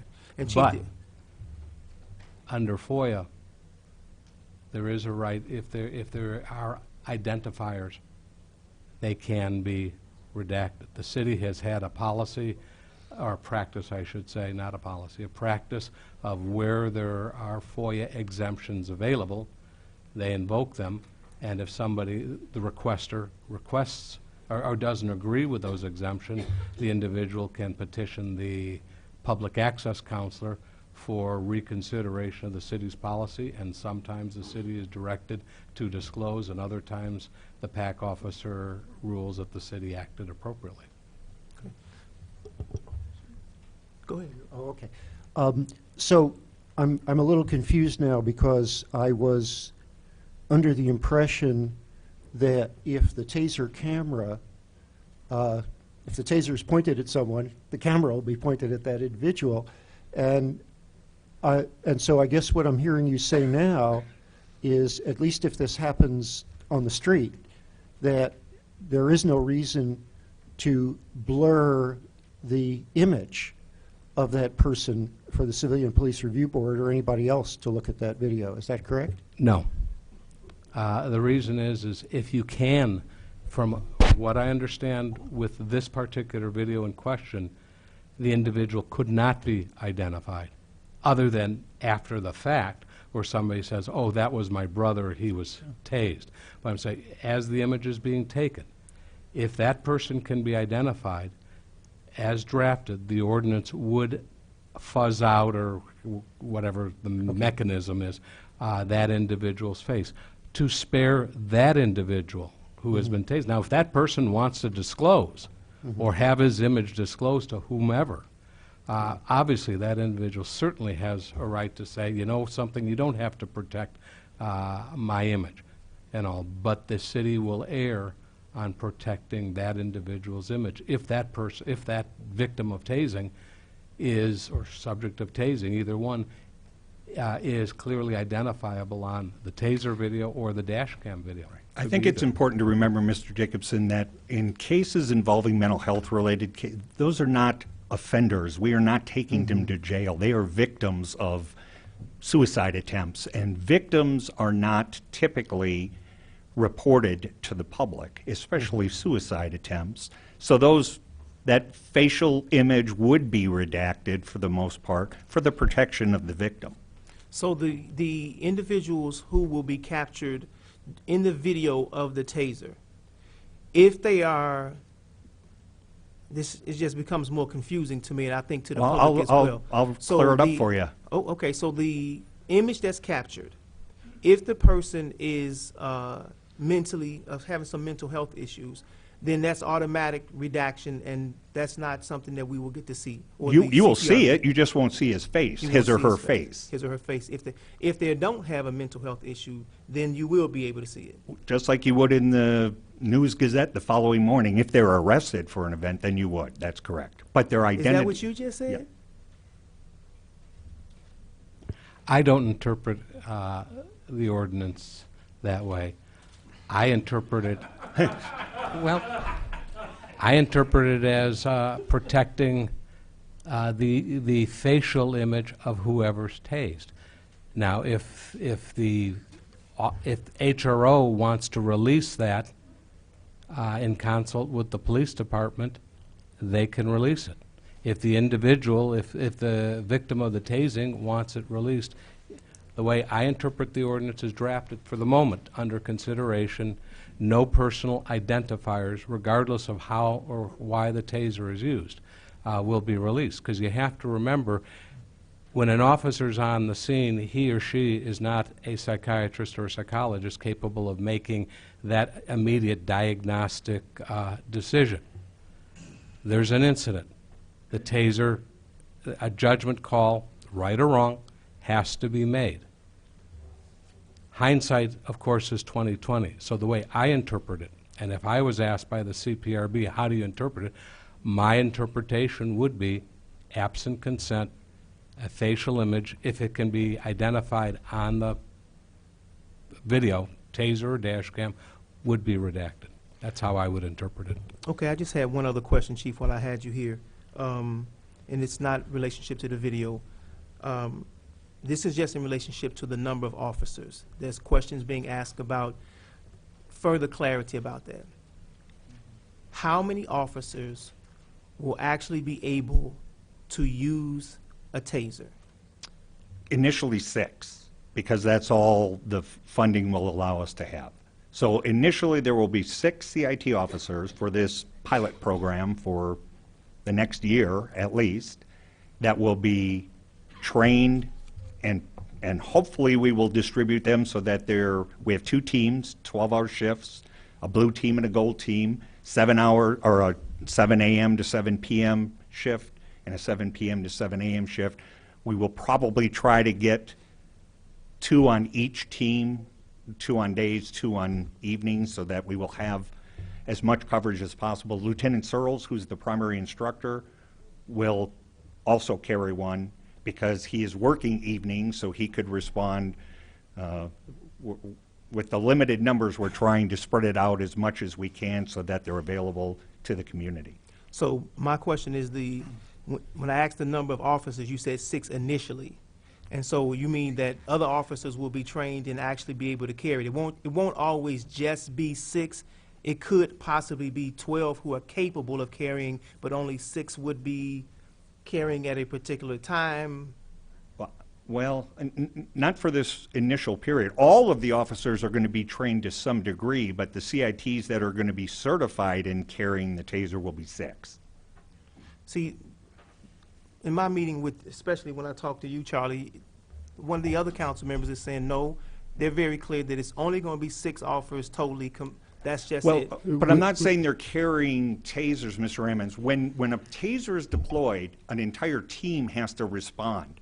We need to train our officers that they need to position themselves so that when the taser is actually activated, that those officers can then go and control the individual, place handcuffs on them. So the entire police department is going to be trained in that respect. With respect to the actual carrying of the taser, displaying it, and deploying, and I keep using the term deploy. I know we changed that to discharge. With respect to discharging it, it'll be 6 officers, because those 6 officers are the ones that will be carrying the taser initially for the next year. Now, next year, if the program is successful and we save 5 people's lives because of the taser, I may come back to the city council and say we're going to get more. So if we have, I see that's moving part of the concern that I think a lot of people are having around this, because it's being billed as a pilot type of situation. Absolutely. Right? And even in that regard, the number of tasers that you have asked for was based upon the need. So the population No, it was based on the financial availability of what we could purchase. That's why we asked for 6. So otherwise, you would ask for one for all the officers? No, for the crisis intervention team officers. There's a distinct difference. How and many there are of those? 22 of those. So you would have been asking for 22 of I them? can't say. I don't know how much money we would have available to us. I would certainly like our crisis intervention team officers to have the ability to address the situation without having to use a nightstick or without having to deploy a firearm. And if a taser is going to be able to do that, I certainly want that to be available. But for the next year, it's going to be 6. Have you identified those 6 officers? No, not yet. We have to go through the training process. That's what I came to you a year ago. That's what I came to everybody for a year ago, to move forward on it and get the training moving. So. And if there was a piece in the language of the ordinance that I wanted you to help me clarify. It says, whereas the city council deems it appropriate to authorize the police department to purchase tasers in order to allow members of the police department, quote, access to an alternative to the use of lethal force. I just want you to clarify that for me, because my understanding is that all of your statements to the public have been that there's in no way, shape, or form that tasers will be replacing firearms. Is Right. that correct? That's correct. I'm sorry, that's the ordinance, correct? Yes. Yeah, that I will have to defer to Mr. Simon. I obviously don't even get the redaction part right, so I didn't write that portion, I wrote the policy. I can tell you that, Mr. Simon, were you able to address that question, or? I base the use of force phrase on the policy. I can't define what is or is not a use of force. It's one of those things, when it happens, you know it happens. But if we attempted to limit or list every single incident that might constitute a use of force, then we may end up leaving something out which might then give free rein. I don't think you want that. If you try to define use of force, again, then we're going to quibble over, well, did you mean this or did you mean that?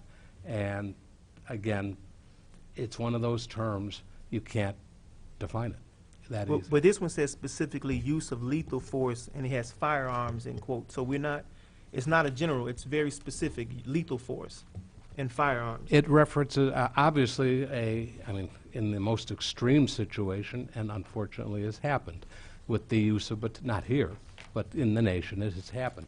The use of batons could be lethal force.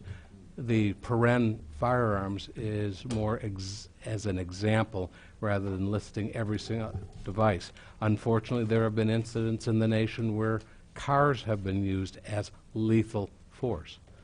We can go on and on listing every kind of object, a knife, a baton, pepper spray. May not have been intended to end up with a death, but as we know, unfortunately it does. Physical arms, as we found out in New York, use of lethal force. Well, I was just trying to clarify because, we have heard over and over again, whether it's these meetings off, with 2 or 3 people or one other person or in the public, that you're not replacing guns with tasers, right? I think that it's misleading to the public, I believe, for us to put in our language in the ordinance that access to an alternative to use of lethal force and have firearms in particular in that quote sends the message to the public. I certainly received it that way, that these were going to be used in lieu of or instead of firearms. And I don't find that consistent. There's a with what you- modifying word in here that should be included, and it says access to. In other words, various tools to be used, and if possible, a tool that is less deadly than another tool, such as a firearm. I don't know whether if you consider pepper spray less deadly than tasers and batons less deadly than pepper spray. But something, where the force deployed, hopefully, unfortunately, as we all know, it doesn't always occur across the nation, but where the force is the least reasonable force to gain what is necessary to be gained, control of the individual or to stop a crime or whatever the situation is. Diane? There's more to that statement than what was read just now.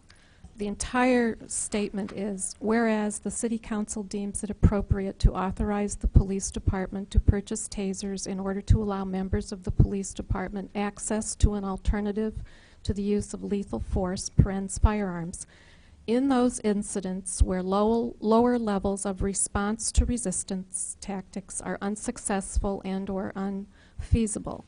So as I read this statement, and I've read it a dozen times, I think back to the example that we were shown in that video that's under discussion, where other types of attempts to get the person under control and safely to where they could get help were not working, and you were about at the point where you were faced with using a firearm to subdue the guy because he was heading toward the house with a knife in his hand. So having a taser, which they were able to have by calling the county deputy, having the taser available to get the man under control prevented them from having to shoot the guy because he was heading toward a house with a knife, and it was not known what he was going to do once he got there. So I read this as it is access to an alternative to the use of firearms when you've exhausted all your other options, and you don't. So this would allow you to not use a gun in that situation, and that's what I see this sentence is reading. Is that correct? Sounds logical to me. That's certainly the vision that I had. And again, the example of that video was the officer is backing up, the roads are completely covered with ice, that officer falls to the ground, and now the individual charges him with a knife. He would have no option but to defend himself because he didn't have a taser available. So obviously you wouldn't try to pepper spray a person when you're lying on the ground and you have no avenue of escape when they could kill you with a knife. So in that example, that's precisely when it would be deployed. And that's what in lieu of a firearm. And that's right. what this last statement says. And I would concur with Councilman, or Councilwoman, excuse me, Marlin, trying to use a lesser form of lethal force, because any force can ultimately become lethal in hindsight. Dennis?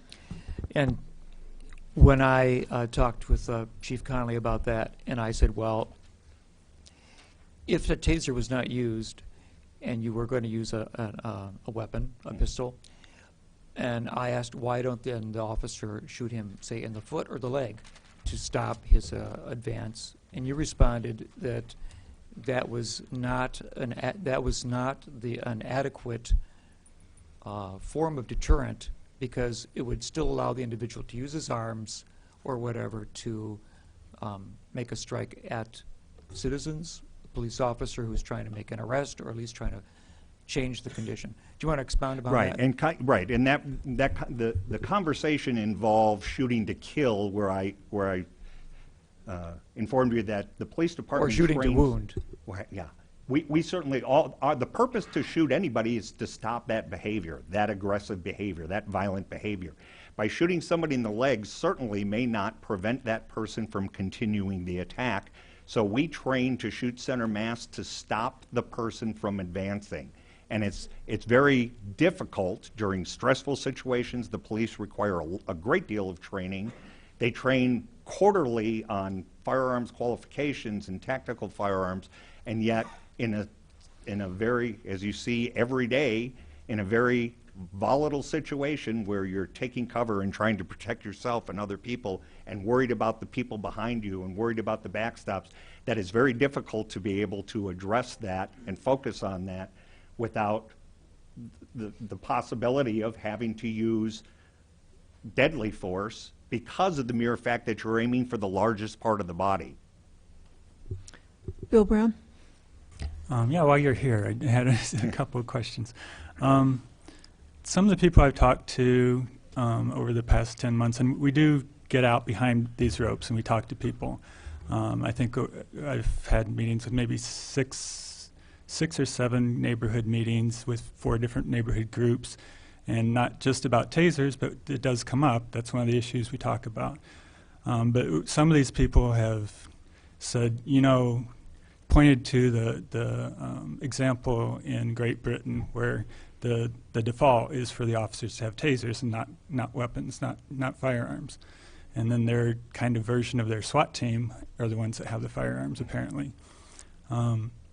So they were kind of, most of them, I'd say the majority of them, there's difference of opinions, but the majority of them, I think, understood that there was a place for the use of tasers. And I double-checked with somebody in the urban neighborhood last night because I talked to him so long ago I wasn't sure. So I called him, and he's an African-American guy. He says, oh, yeah, I'm all for him. So I don't think it's universal as far as being against them.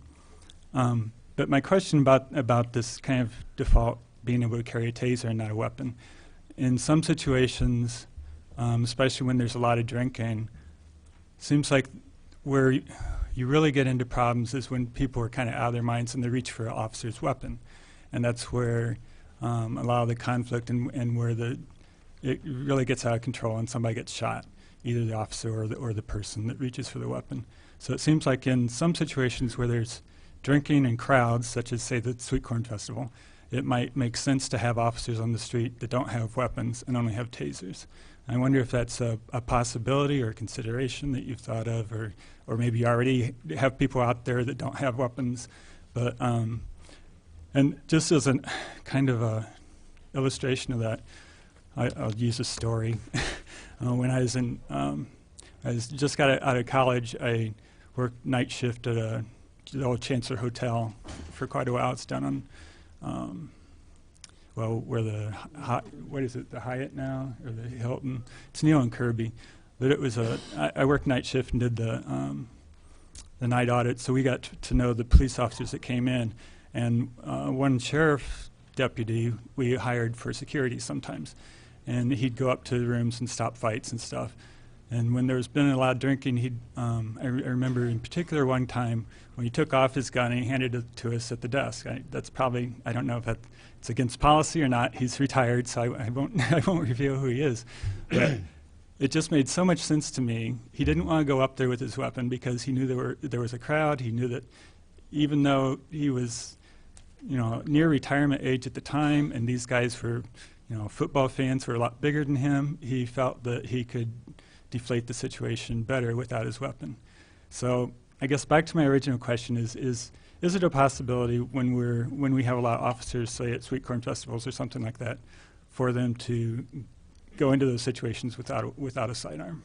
Well, I guess the short answer is, and certainly we could talk for hours about this as well, but we have police officers within the crowd at Sweet Corn Festival that you don't even know are police officers. Never do they expose their firearm. In fact, they blend with the crowd, and you wouldn't know that they were the police unless there's a problem.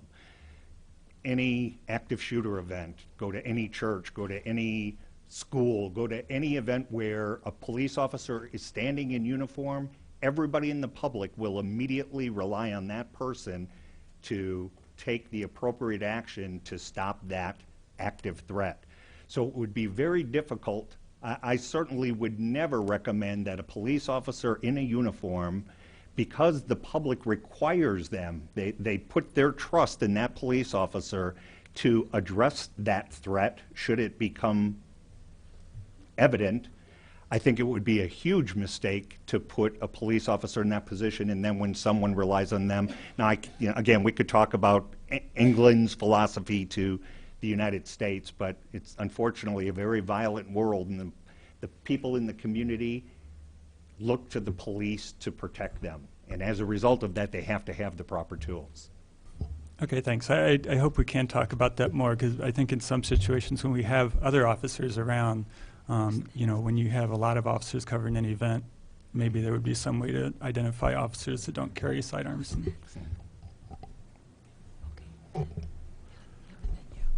Okay, Charlie? Yeah, since you're sitting there, I know that I see the director of IT sitting over there, and we talked about body cams. I know that there are privacy concerns that have been raised nationally and locally. Do you want to address those at this time? Well, we certainly can. Yeah, I might as well. Briefly. In listening to the concerns of the council about wanting body cameras for the purpose of, and I'm going to ask, because Sanford has got the technical expertise that I won't be able to share with you, but I did put together, I wanted to just let you know that we are moving forward with researching body cameras. As I explained to you several weeks ago, we have, I'm very hesitant to dive in. Some people in the community suggested that we get body cameras before we get tasers.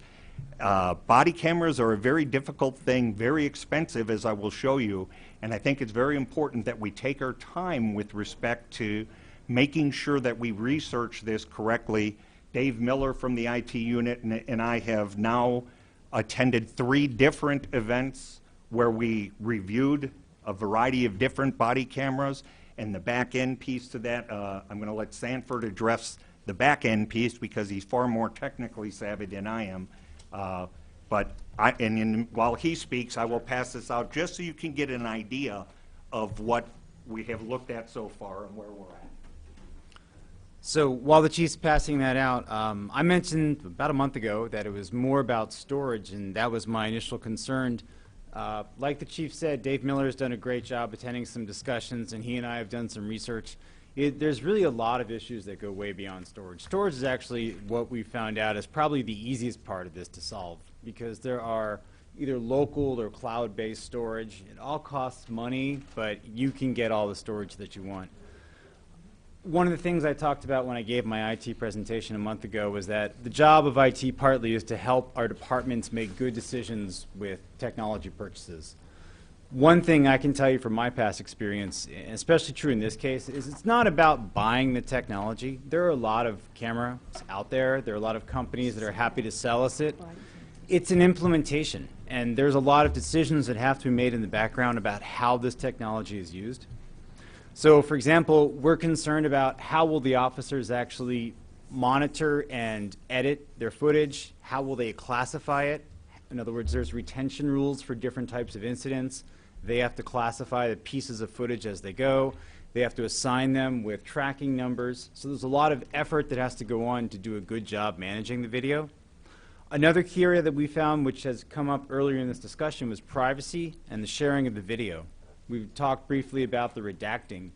The redacting, or sort of the fuzzing out of the face or other, license plates, other descriptive information, like the chief mentioned earlier, you might have a computer screen you have to cover. Unfortunately, there really is no way to do that except in real time by a person. So as we're talking about maybe sending this video to the CPRB or to other entities, it becomes a task to stay on top of this, and on an ongoing basis, if we have all this footage coming in all the time, it becomes even more of a process to stay on top of and manage all of this video. So there's a lot. This is a very common discussion that's going on around the country. There have been some jurisdictions that have backed off of body camera for these very reasons. There are a lot of policy discussions going on at the state level, in other judicial areas around here, in other cities around the country. My advice as an IT professional is that this is one of those times where a little bit of a go slow pace is good. We don't necessarily want to be bleeding edge on this, because we could easily either overbuy equipment and wind up with equipment we don't use, or we could easily underbuy as well and wind up with not what we need. One of the other issues, and I spoke to some of you about this in weeks past, was the state of Illinois is also very unique with respect to the eavesdropping law. And that still has not been settled at the legislative level. So the law is going to be changing, and until we can solidify and recognize what that new law is, I think it would be very difficult for us, because when you enter a person's private dwelling, how do you address that? Is there an exemption to that, or do we have to turn the camera off? There's a lot of questions that still need to be asked. Now, of course, one of the questions you should all be thinking to yourself is, well, how is it that other police agencies throughout the country, first of all, they're not facing Illinois' eavesdropping laws, but nonetheless, Illinois, Rantoul as an example, just implemented their program, and they are actually asking for consent in those private settings, and if that consent is declined, they're turning the camera off, which is, at this point, a very logical approach. The difference is the organization, they literally, someone handed them all of their cameras at no cost. The sheriff's office is currently looking at cameras, although they are having some difficulty. Initially, they bought them, and now they're trying to figure out the best approach to implement them. So I'm still moving forward. I will continue to give you progress reports. I'm 100% supportive of body cameras, 100%, but we have to balance that with the privacy issues of the community. How do we afford it as a city? As you can see, it's a very expensive venture, and yet I'm sure it's going to be a wave of the future, so there's a lot to still work out. Now, don't ask me any technical questions, but I'll answer any simple questions that might come up about body cameras so far. He can answer the technical stuff. Aaron, All right. and then Eric. So the body cameras was a question that Charlie had some questions about it, and of course, Rantoul has them.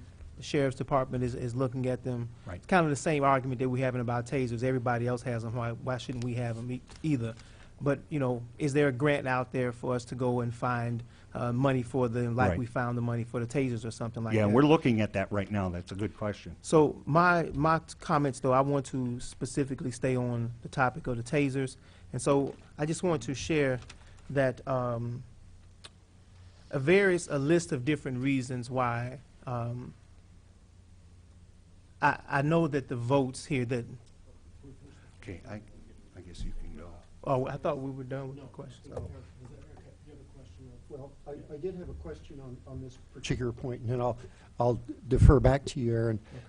So the, would it be reasonable, we're going to revisit, if we adopt a taser policy, and if we procure a half a dozen tasers, we will revisit tasers in a year. We will review the policy in a year.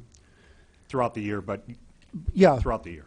We'll review, yes, it'll be under continual review throughout the year, Correct. but basically, council will do something at a year mark. Like say, this is working, or it's Right. not working, or these parts are working and this parts aren't, or whatever. Sure. So the, would it be reasonable at that time, will it be possible to have a more clear idea of the feasibility of body cameras? And I'm treating these as though these are related to each other, because I could imagine a process whereby the body cam deployment would grow in parallel with the taser deployment, since it seems to be that the taser deployment seems to be a matter that people are especially concerned about overseeing and about really understanding exactly what's going on. Okay, now don't forget the tasers will have cameras on them, and anytime they're unholstered, the camera will be on. Right. The tasers will have cameras on. On the other hand, I think there's a concern, and this was something that was discussed at CPRB. I took Aaron's advice and watched the CPRB meeting video, and the concern was that although the camera will be on from the moment that the safety is off on the taser, there would have been a context prior to that that would be lost. And so it wouldn't be possible to see, for the review board, to see what led up to that point, what convinced the officer that this was, possibly a potentially violent person. Right. So, so if the body cams kind of went along with the tasers, that kind of concern would be dealt with. Now, it's not going to happen this, if we do it this first year, that won't happen because we're not ready to deploy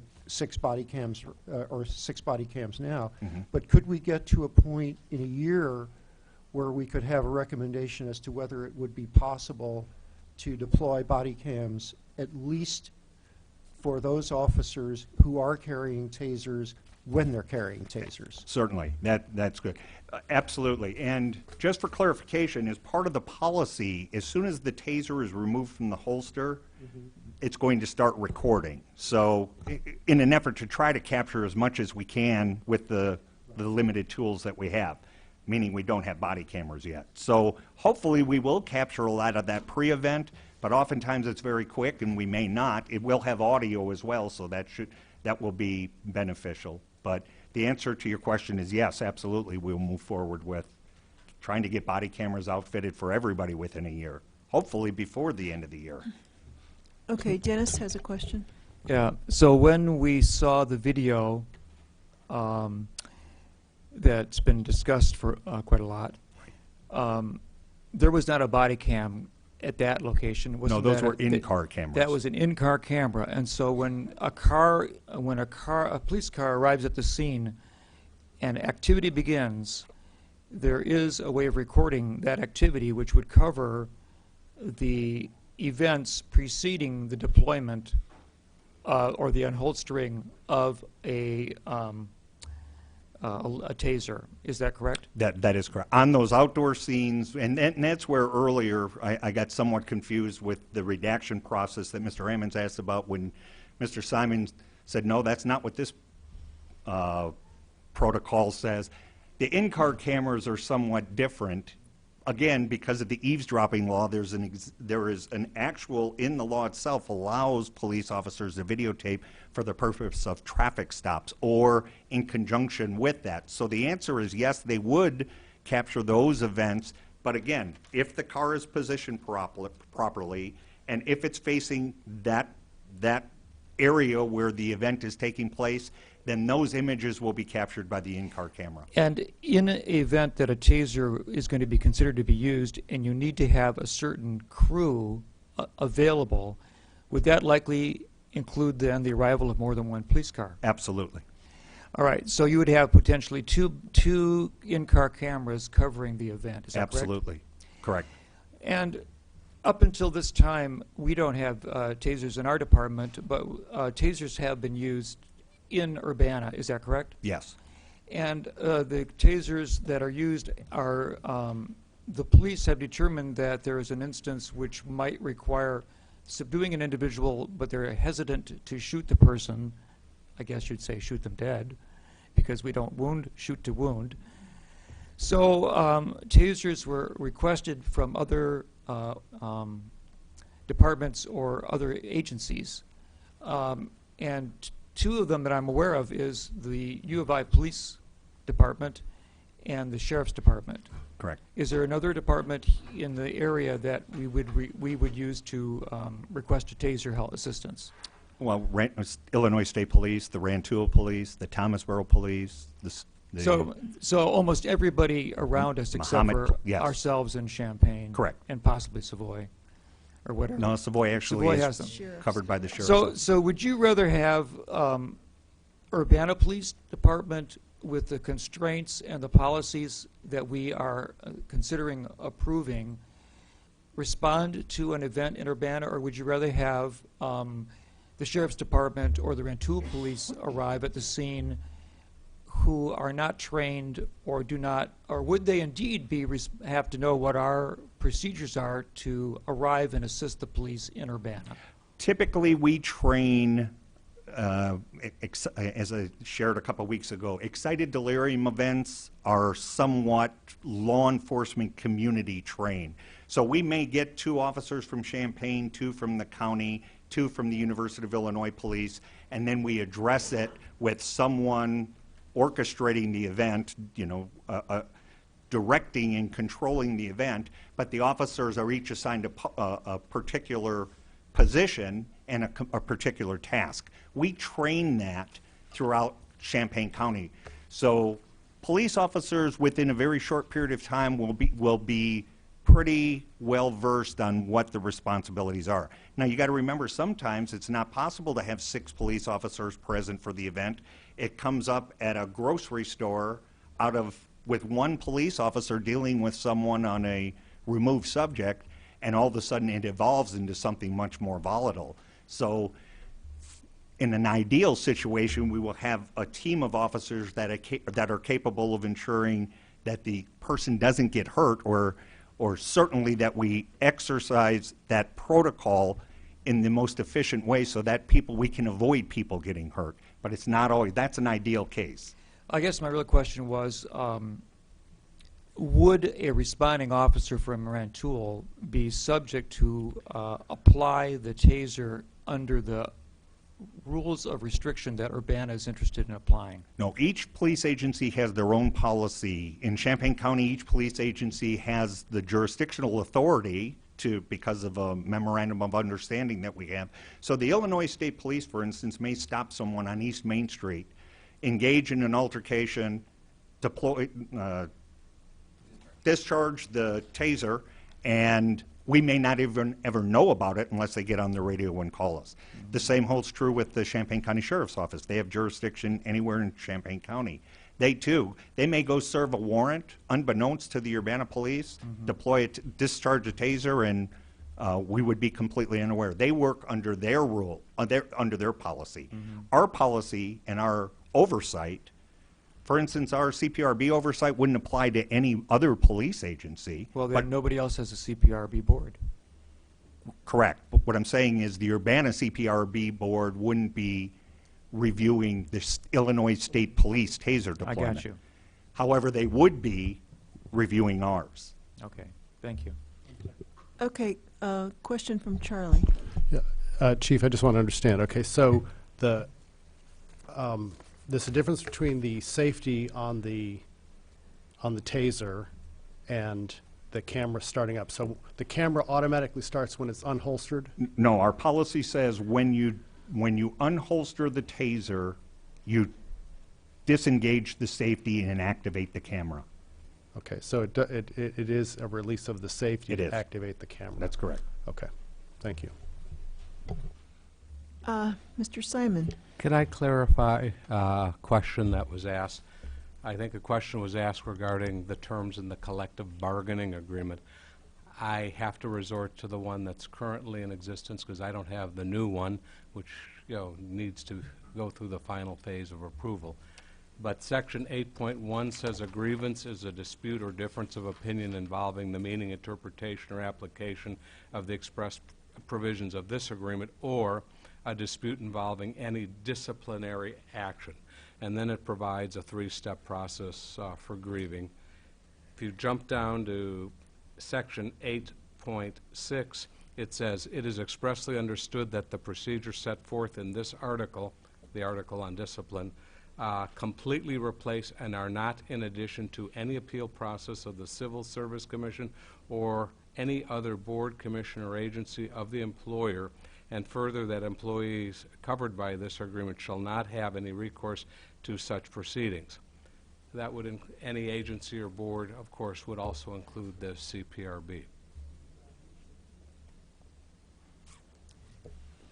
I'll just talk to this for 30 seconds. So we've looked at 3 solutions so far. Dave's done a good job of breaking down some of the pros and cons and the costs. Like the chief said, down near the bottom, though, the bottom 2 rows show you some bottom line numbers of what we're looking at. There's different pros and cons of all 3 of the solutions, and we're still investigating.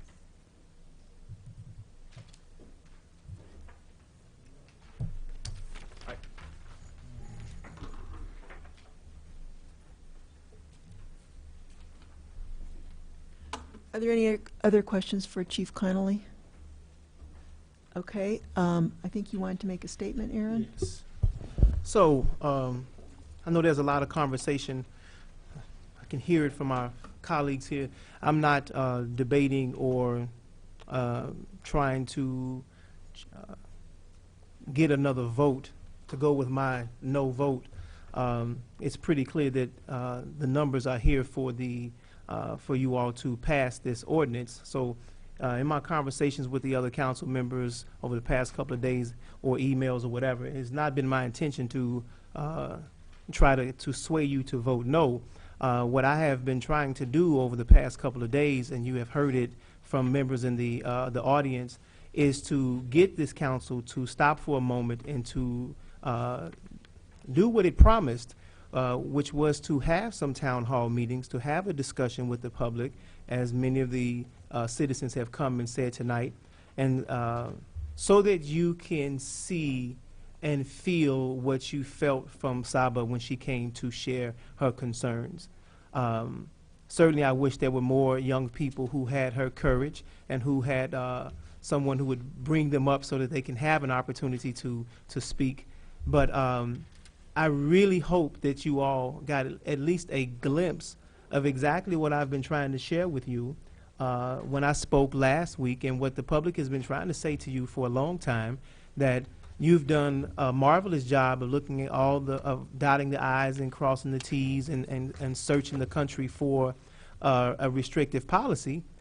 But for some reason, you just have not decided to go into the public, to Learman or to Mount Olive or someplace over there, and say, okay, let's have this town hall meeting specifically about this topic. Let me hear you out.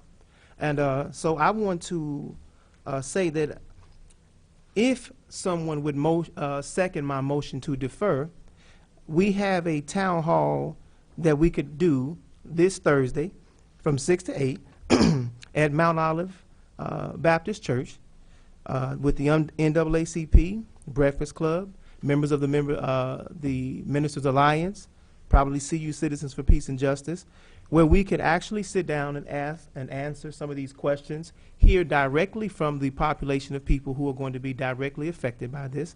And so that opportunity is there. And to further that sort of, that request or that my motion, I think you might be aware that the UN declared these devices as torture devices. That might mean something to us, it might not. I thought it would mean something to us because in Urbana we have a human rights ordinance that talks about, really respects the human rights of all our citizens. And I'm concerned that this policy, if it's put forth as it currently is stated, or this ordinance, that on its face it appears neutral, but in its application it will have a disparate impact on a protected class of people. You all have received emails. You have had March 31st, the president of the NAACP sent all of us, or all of you at the time, emails giving you the statistics, the study that showed that across the country and abroad, the use of tasers shows that African Americans will bear the brunt of this. They will be tased at a disproportionate rate than our counterparts. You have that information at your disposal. You know that the impetus, this was brought forth from the standpoint of the mentally ill and people who have mental health issues, another protected class of people who would be disproportionately impacted by this, and of course the poor. So you have the space that you need, if you're so interested, to come and have a discussion with the community who's going to be directly impacted. It's already ready to go. A motion to defer gives you 2 weeks to come and have this meeting, discuss, consider the input that you would get from the community, and then you could still come back, because you have the votes, to still pass the thing if you so choose. So there's a few things that I saw that have been addressed as we've went forward, but of course you saw that the chief of police and our council, they're not even on the same page as to what redaction means, right? So we have questions that are legitimate questions that are actually in the best interest of the city to defer, go back and answer some of these questions, clarify, and then come back and pass the vote because you already have the votes to do it. Clarity on oversight. We have been telling you all, and I was even confused, that the CPRB was going to be an oversight committee. Oversight committees have power to do something about something if it goes wrong. The CPRB has no power or authority at all to do anything about anything that was out of order. They can simply make a recommendation. So we have been billing, though, since day one. Chief Connolly and everybody involved have been saying that CPRB is oversight, it's oversight, it's oversight, it's oversight. It's not. That is terribly misleading because it has no power. I think we've clarified a little bit about the video, about whether or not you can see it in its entirety, but of course that's sketchy.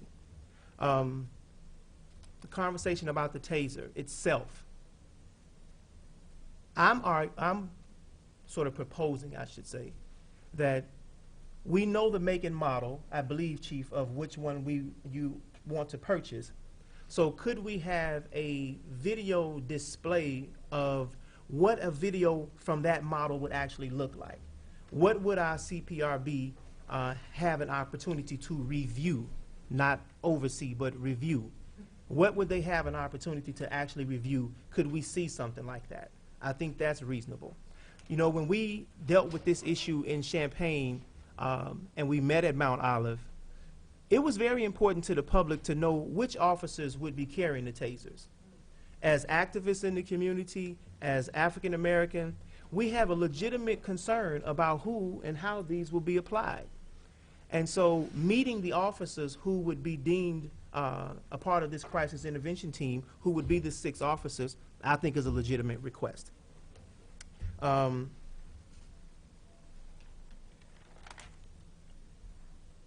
The difference between, someone came last week and really tried to offer something about why we should go through the training or police training. And I just really want to say that I think it's important for people to understand that when police officers, and maybe you could clarify this, Chief, I'm not sure, but I'm pretty clear that police officers who go through a training of being tased, they've got two people holding them on the side. There's a burst that is of I guess 50,000 volts that is put into them, and then, you know, they're laid down on the ground in a real situation, in the concrete, outside, in a bathroom. The individual who's tased is just going to fall, and whatever they hit, if it's metal, if it's steel, if it's concrete, they can smash their face, they can hit. We've had cases across the country where people are in a coma now who died after falling after being tased. These are legitimate concerns. I think duration of the taser deployment, will it be 3 seconds? Will it be 5 seconds? I think that was answered once before, but that's a question that the public would like to know. The potentially violent definition was a reasonable request. It hasn't been addressed.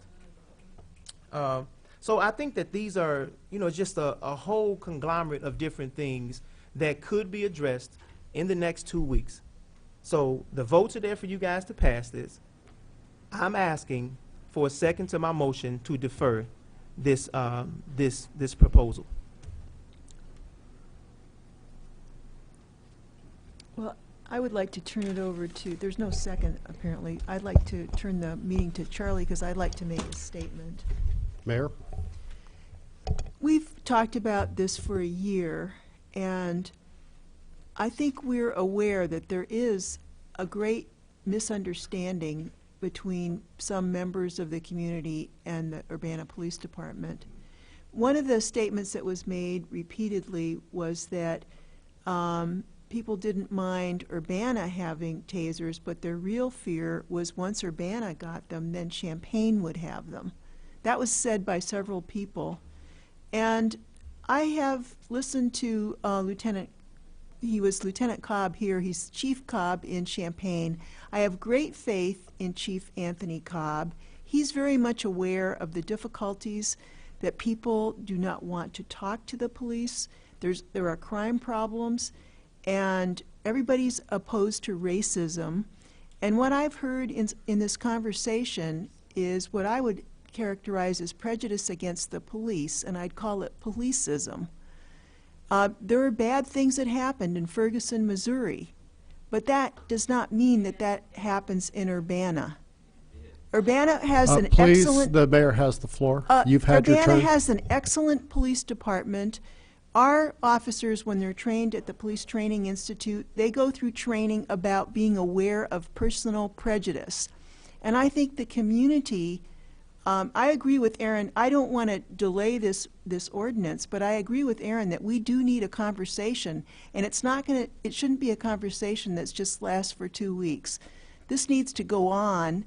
How can the community understand the police, and how can the police understand the community? I think it has to be a two-way street. And we even heard people saying that they didn't want the department to hire veterans. I got hundreds of letters about people objecting to that. So that's prejudice against people who have served in the armed forces. I'd call that veteranism. So we've got all kinds of prejudices. We've got all kinds of prejudices in this community, and I think we have to sit down together and figure out what is a better way for people to understand each other.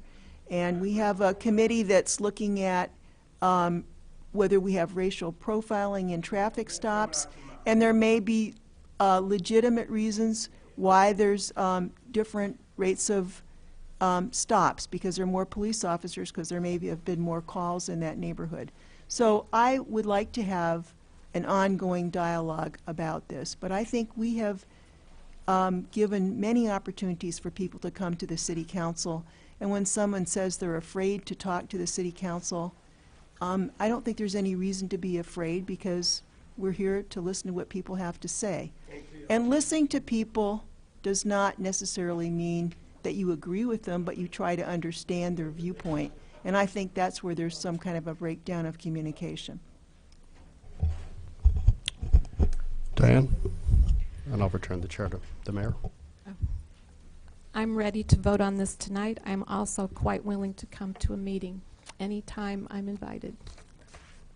I wish some meetings had been scheduled earlier in this process, and over the past year they absolutely could have been, and I would have been happy to come to those as well. But I'm ready to vote on this tonight. I think the tasers are a tool that will allow us to have decreased risk of injury both to the public and to our police officers. They're a less lethal weapon compared to the use of firearms in certain situations. We have looked, and based upon experience and past abuses, we have developed very strict guidelines for their issuance and use. These are not stun guns, these are not torture devices, these are not to be used in that manner, and we have written the guidelines and the accordingly. And there's a unique opportunity and responsibility actually for public review, public accountability by the Civilian Police Review Board, and ultimately the City Council, the mayor, and the police chief. The CPRB makes recommendations, but the City Council and mayor ensure compliance. And so if you're looking for public accountability, we're sitting up here. And the CPRB members until last week were rather dismissed by many people as you know, we kept hearing there's no public oversight, there's no public accountability, there's no public review. Well, the CPRB members are members of the public, chosen from the public. They're volunteers from the public who donate their time and energy and take this job very seriously. And that's the public accountability that's built into this. This is a pilot program. We will evaluate this through the year. We have a performance review at the end of the year, and we can monitor this as we go. But I'm ready to vote on this tonight. Eric? I appreciate the time and the effort and the emotional effort that you all spent in coming out here. And I'm really, I'm troubled by the gaps in our community and mistrust of each other, factions. I'll be happy, I'll echo Diane, I'm happy to come anywhere and talk to anybody about any of these issues. I was very moved by Saba's testimony, and I guess I'd just like to tell you, Saba, I've lived for a long time. I'm 76 years old. Older, I don't know if I'm the oldest person in the room. I think Bishop King James Underwood is about the same vintage. But the world isn't getting worse. I remember when I was a boy, we were fighting in a war that was killing millions of people. And we were so backwards that we were fighting it with a segregated army. There were black units and white units. They couldn't be mixed, we thought.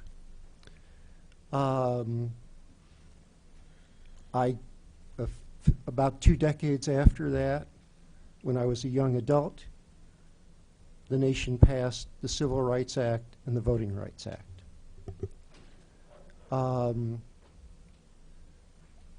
I was still a pretty young man when Martin Luther King was assassinated,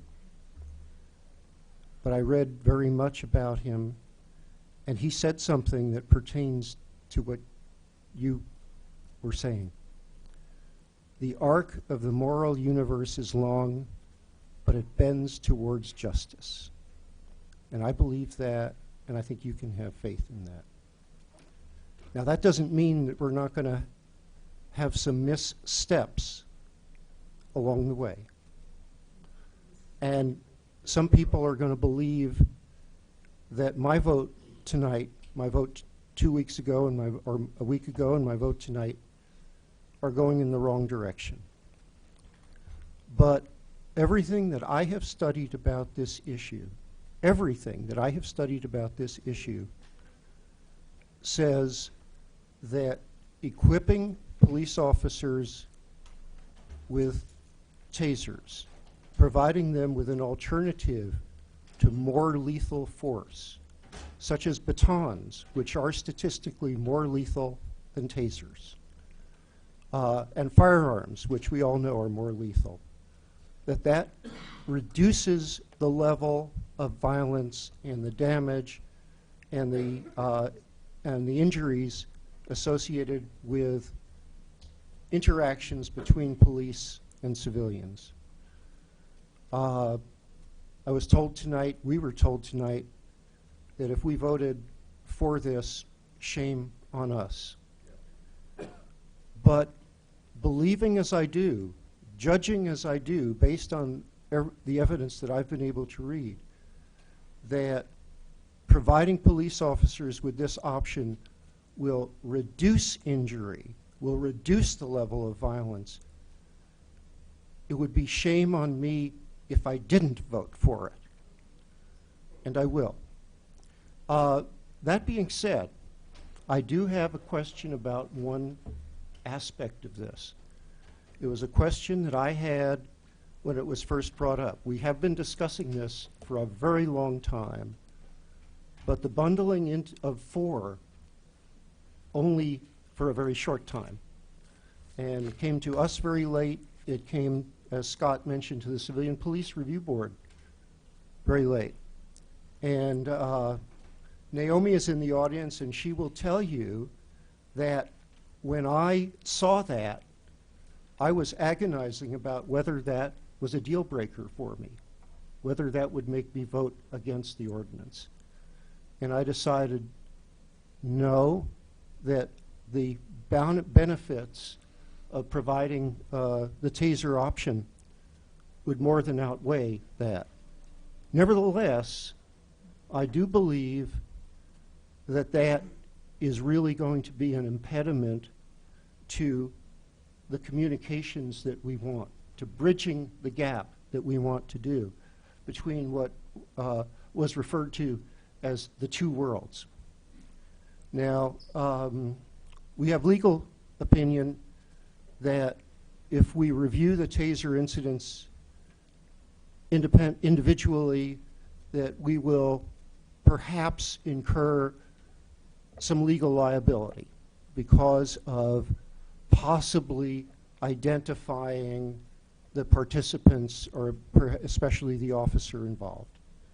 We've also had testimony that office identification is protected effectively when there are appeals to the Civilian Police Review Board, and an opinion from Scott that it could be protected equally well if taser incidents are reviewed, and I don't see why that wouldn't be the case. In my mind, when I weigh, I'm going to vote for a taser ordinance. I will vote for this ordinance if this is what's going to be on the table, but I would like to hear my fellow council people express a view as to whether the ordinance should be modified to permit prompt review of individual incidents where tasers are unholstered. Dennis? Yeah. I agree. I think that the CPRB has shown that in instances of police action complaint that they're able to review things case by case. And I think that there's no difference in the standard of review and also the protections that are provided within the review process not to consider that. Now,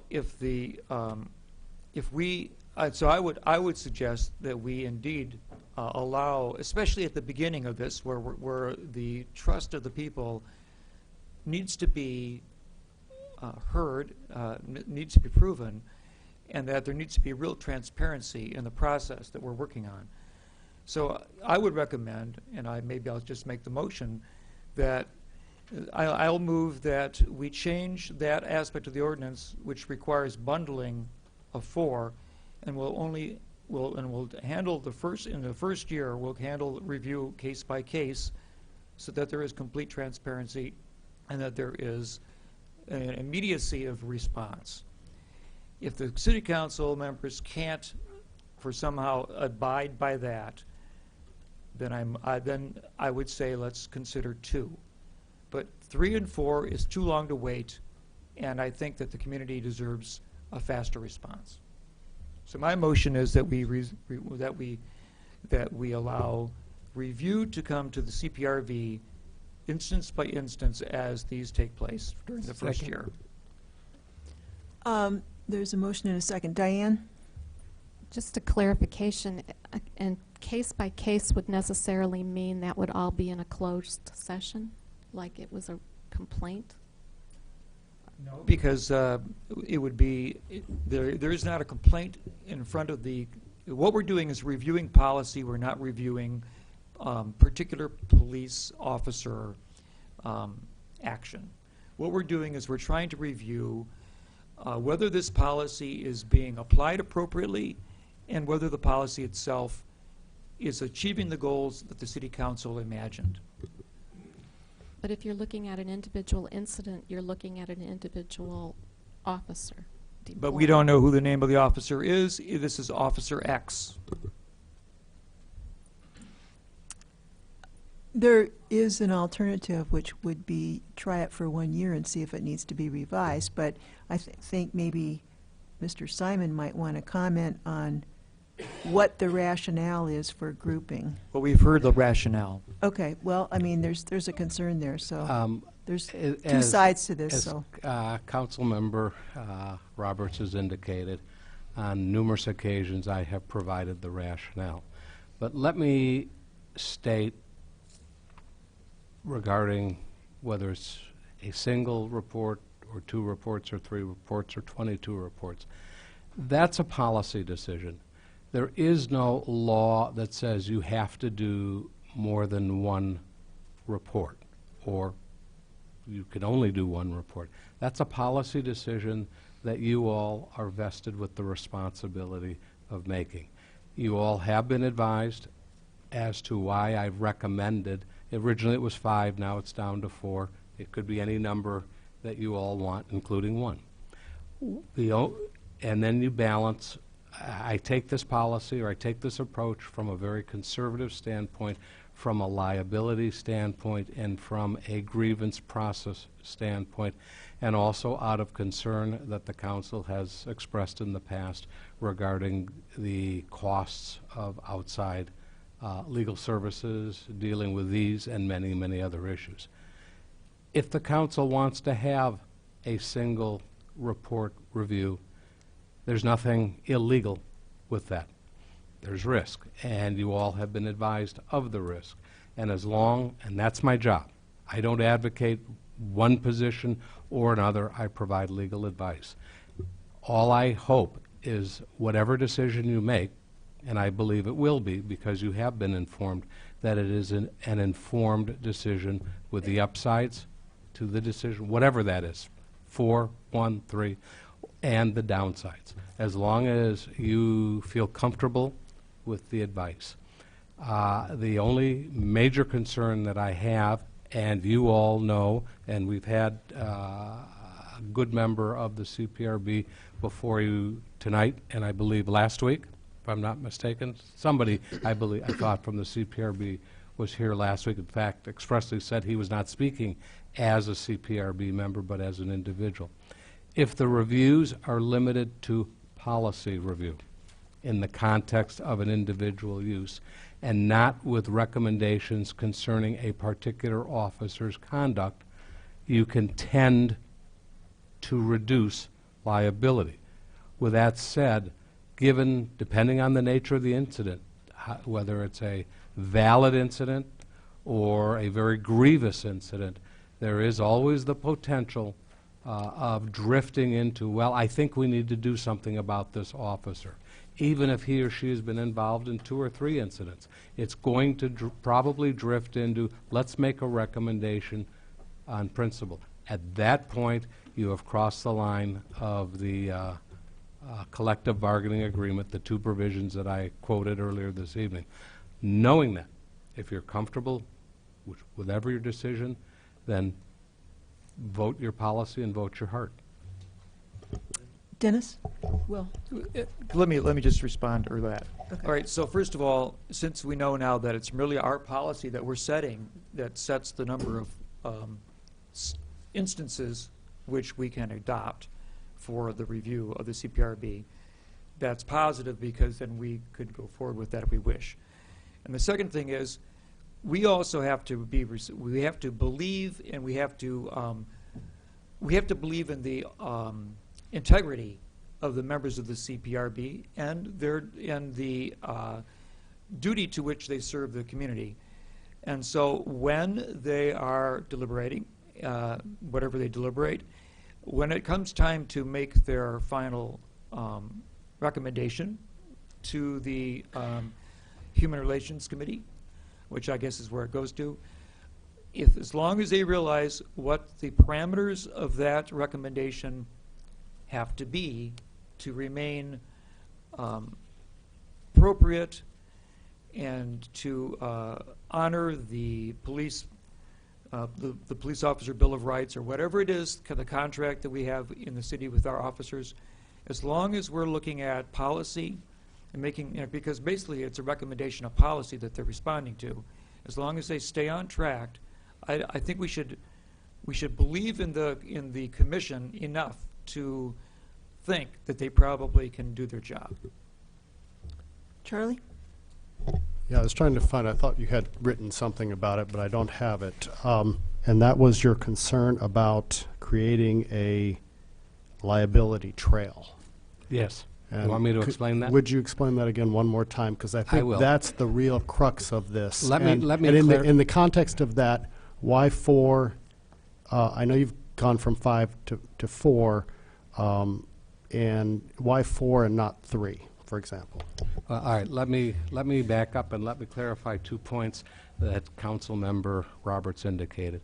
The recommendation which the CPRB may choose to make first would go to the police department so they could review it and provide their review and comment. And then that package, the review and comment and the recommendation, doesn't go to HR or HRO, it comes to the council and the mayor, because you all set policy. So that's 1. 2, the concern on, well, I went from 5 to 4 because you all, or enough of you, requested in emails why 5, not 4. The reason I selected a number greater than 1 or 2 was the concern about the activity leading towards disciplinary recommendations. Now, the treasure trove, if somebody chooses, separate from grieving, whether it's an officer or whether it's a plaintiff, what you will have is you will set up possibly a situation where the CPRB reviews the TASER reports, and while they may be trained in this process, they are not experts in the process, but they are the city's elected civilian review board. You will also have a situation where the police department, which has at least 1 expert, if not 6 or 12 of them, who have gone through training, through PTI, and have an officer on staff who is trained to be a trainer. And you may have a conflict. And I believe I said when I first suggested more than 1 or 2, you will have, if I were a plaintiff's attorney, I would simply representing a plaintiff in an action for damages involving the use of tasers, I would simply say, why, we've got the Civilian Police Review Board, the city's experts, civilian experts, we've got the police department, the city's experts, and similar to the comments made tonight, I don't care who's right. They obviously, one of them's wrong. Obviously, the city doesn't know what it's doing, and that's fine. I just want my $1 million or whatever damages the plaintiff happens to be seeking. You know, it would devolve into that situation, and then possibly we would have experts on both sides. Whether that's going to happen, I can't predict. I've always told my clients throughout my professional career of 38 years, anyone can sue anybody about anything. It doesn't mean they're going to win. They're going to create some aggravation, and the only ones who really do end up winning very often are the lawyers, unless it's a policy or a declaratory type action. Oh, Okay, I think Eric would be next. So, I guess I have a couple of thoughts about that. It's hard for me to believe that if the Civilian Police Review Board reviewed 4 cases, that an attorney who was working on a particular case couldn't figure out which set of circumstances matched his or her clients. But beyond that, let's suppose that we are giving ourselves a bit more, maybe we are giving ourselves a little bit more exposure. Of course, we're only going to be giving ourselves exposure if the Civilian Police Review Board decides that there was a violation of policy. Well, darn it, I would really regret there being a violation of policy, but I don't think that we ought to try to hide it if there is. I think that building community involves some risk. If you leave the community in which you're comfortable and reach out to somebody who's really different, who really has a totally different perspective, a totally different individual and social history, that's risky. I think that we should take this, what I think is a very modest financial risk, a very modest financial risk, because we've got insurance. We've got liability insurance. Compared to the risk of having an incident sitting out there, and being talked about throughout the community, having 50 different stories out there, of which at most one will be the right story, letting the mistrust build, I think that's a far greater risk to this community than the financial risk from the liability of that might be incurred by prompt review of each TASER incident. Charlie, did you want to say something else? I was going to ask if you know, the follow-up was why 4 and not 3. You know, clearly there's some number there. You know, it's 1 versus some other numbers here. You want some kind of masking. Eric's made a really good point here that, you know, probably could figure it out anyway. What is the purpose of masking in a group? Theoretically, the greater the number of the aggregate, the more focus on policy rather than the individual. Eric's analysis is I don't favor 1 over 4. I'm providing legal advice. I don't make policy. I don't tell you what to do. I believe Eric is doing exactly what should be done, and that is balancing the risk-reward from the various aspects, whether, as I said, 1 or 4. I tend to be conservative in my legal advice because it's my job to protect the city. It's not my job to dictate policy. And that is why I recommended, given legal advice, of some number with the view towards trying to assure the focus be on policy and not individuals, but with the risks understood. No one here is shirking their responsibility regarding risk analysis and how the city views it. Fully informed, what did they say, forearmed is forewarned, or forewarned is forearmed? Then if you believe the policy amendment is worth the risk, then you vote for it.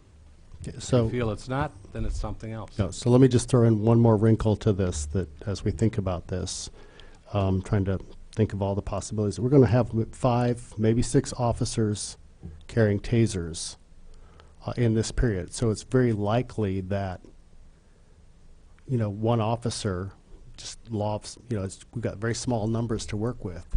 One officer may be the only person who fires a taser twice in a year. I mean, that's a possibility. I think we're only 11 incidents in a year over the whole county. Or was it 1 year or 2 year, Chief? 2 years. So we're only 11 incidents in 2 years. So we're looking at small numbers to begin with. So that's a wrinkle that I want to toss out there. You know, and it's tough to try to figure out. Eric's absolutely right. You know, that's the way we should be doing this. But at the same time, we have to go into this knowing that we are at a risk. We have a $100,000 deductible, by the way. $100,000 deductible. Yeah, I mean, I'm not saying $100,000 is chump change, but compared to the stakes. Yeah, no, no. So I'm just trying to weigh these things out. So I'm thinking out loud here. Okay, we have a motion and a second to, instead of having a grouping of 4, that we have review of 1 incident. Correct? Somebody else? It was Aaron did, all right. motion by Dennis Roberts, seconded by Aaron Ammons. Okay. Is that an amendment to the original Yes. motion? That's So we're correct. voting Right. on the Right. on the amendment first. Right. Okay. All those in favor of the amendment, please signify by saying aye. Aye. Those opposed? Okay. Okay, then are we ready to vote on the amended motion? Charlie? I just want to make one additional comment here. I view this as an experimental program over the next year with a very limited number of officers involved, 1 per shift, basically. I think it's very important to clarify one point that was raised earlier, which was that going into this, after the research, when I had some conversations with people, I was supportive of the concept, given a very restrictive policy being developed. As a 43-year member of the ACLU, that was the first place I turned. I reviewed a number of policies independent of the police department. In fact, I pointed some to them, pointed some of those policies to the police department. And so it's in the context of that very restrictive policy that I'm willing to move forward. We're adding a new function to the CPRB. That is our right. We have lots of commissions doing lots of things. Frankly, the Plan Commission does a great deal of work, and all for volunteer, a volunteer salary of 0. Likewise, the CPRB. You know, people take these on because they want to give to the issue. We do have future issues to deal with. They're very large. I've had several conversations with Aaron about that. Others have spoken to meeting, but we have issues of unemployment, economic disadvantage, drug-related issues that keep people from working, and that's a big one. And those are the issues that we need to be tackling. Those are the real issues behind, I think, the distrust that is being manifested here. And so I'd like to tackle those real issues in the small way that we can as a city, as best we can. You know, we have a social service funding policy. Other cities in the area do not. You know, we try to do these things, and maybe it's time to just throw all of that in the hopper and try to reimagine what it is that we, you know, how we would address these very serious issues that are underlying the concerns that have been expressed here today. And I think that's the conversation I want to have, and that's the direction I want to go with the city. Thank you. Aaron Emmons. I'd like to make a motion to separate these two issues. The motion is to separate the purchase of the tasers from the policy. I think there's quite a bit of information that still needs to be understood about the policy. The purchase obviously has the votes to go forward. We could separate the two issues, give the chief the authority to move forward with the purchase, but also give us time to still deal with the policy issues that we feel like are relevant. Point of order. Mike Madigan. So the motion before the council is, shall this ordinance pass? And that motion in and of itself is indivisible. So I believe that his motion is out of order. And I'd like a ruling. Right, we do have a motion to adopt the ordinance, and it was modified with your amendment that you seconded But to the reduce motion it at to this- one incident, but it's an ordinance that we are voting on now. Right, which is indivisible. The question cannot be divided, is my point of order. And I just appreciate a clarification on that. Madam Clerk. Since you haven't voted on the main ordinance yet, I don't see why it couldn't be separated into two. Well, I'll persist in my point because the committee of the whole recommended this ordinance with a motion of approval, and that in and of itself is one motion that is indivisible. There are not two ordinances before us. There is not an appropriation and a policy. There is one ordinance before us that is indivisible. Eric?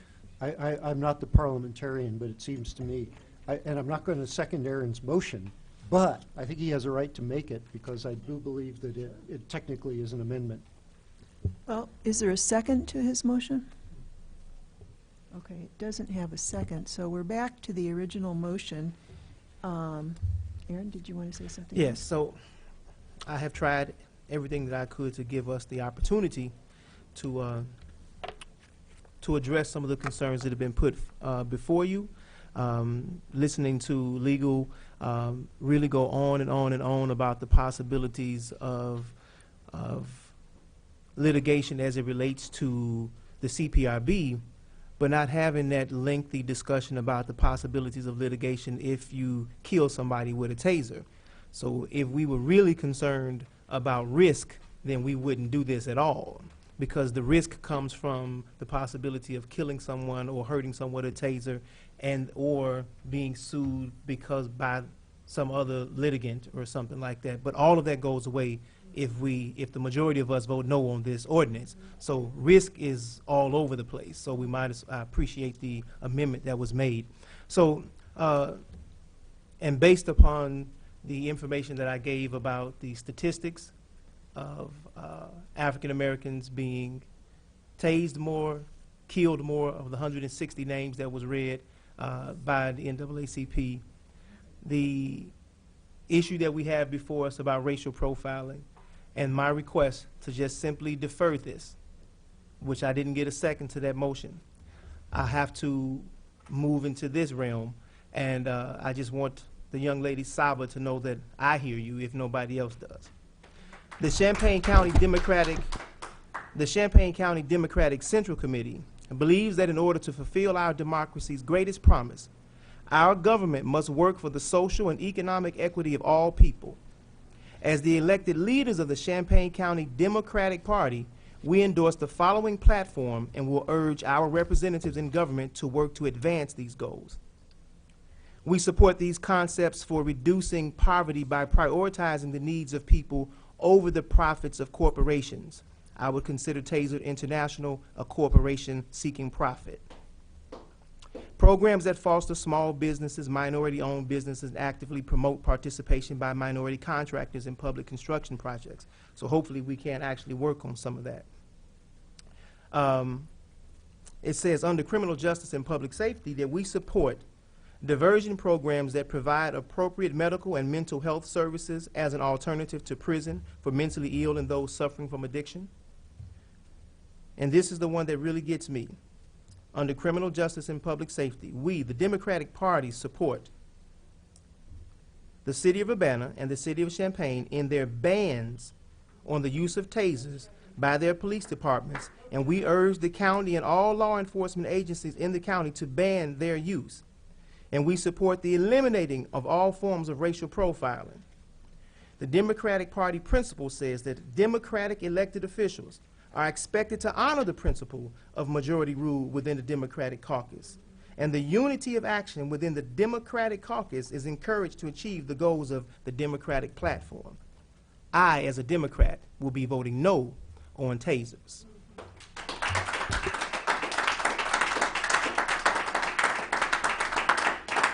Okay, we have a motion on the floor. Did you want to say something else, Charlie? Yeah, I'll take my second shot here tonight.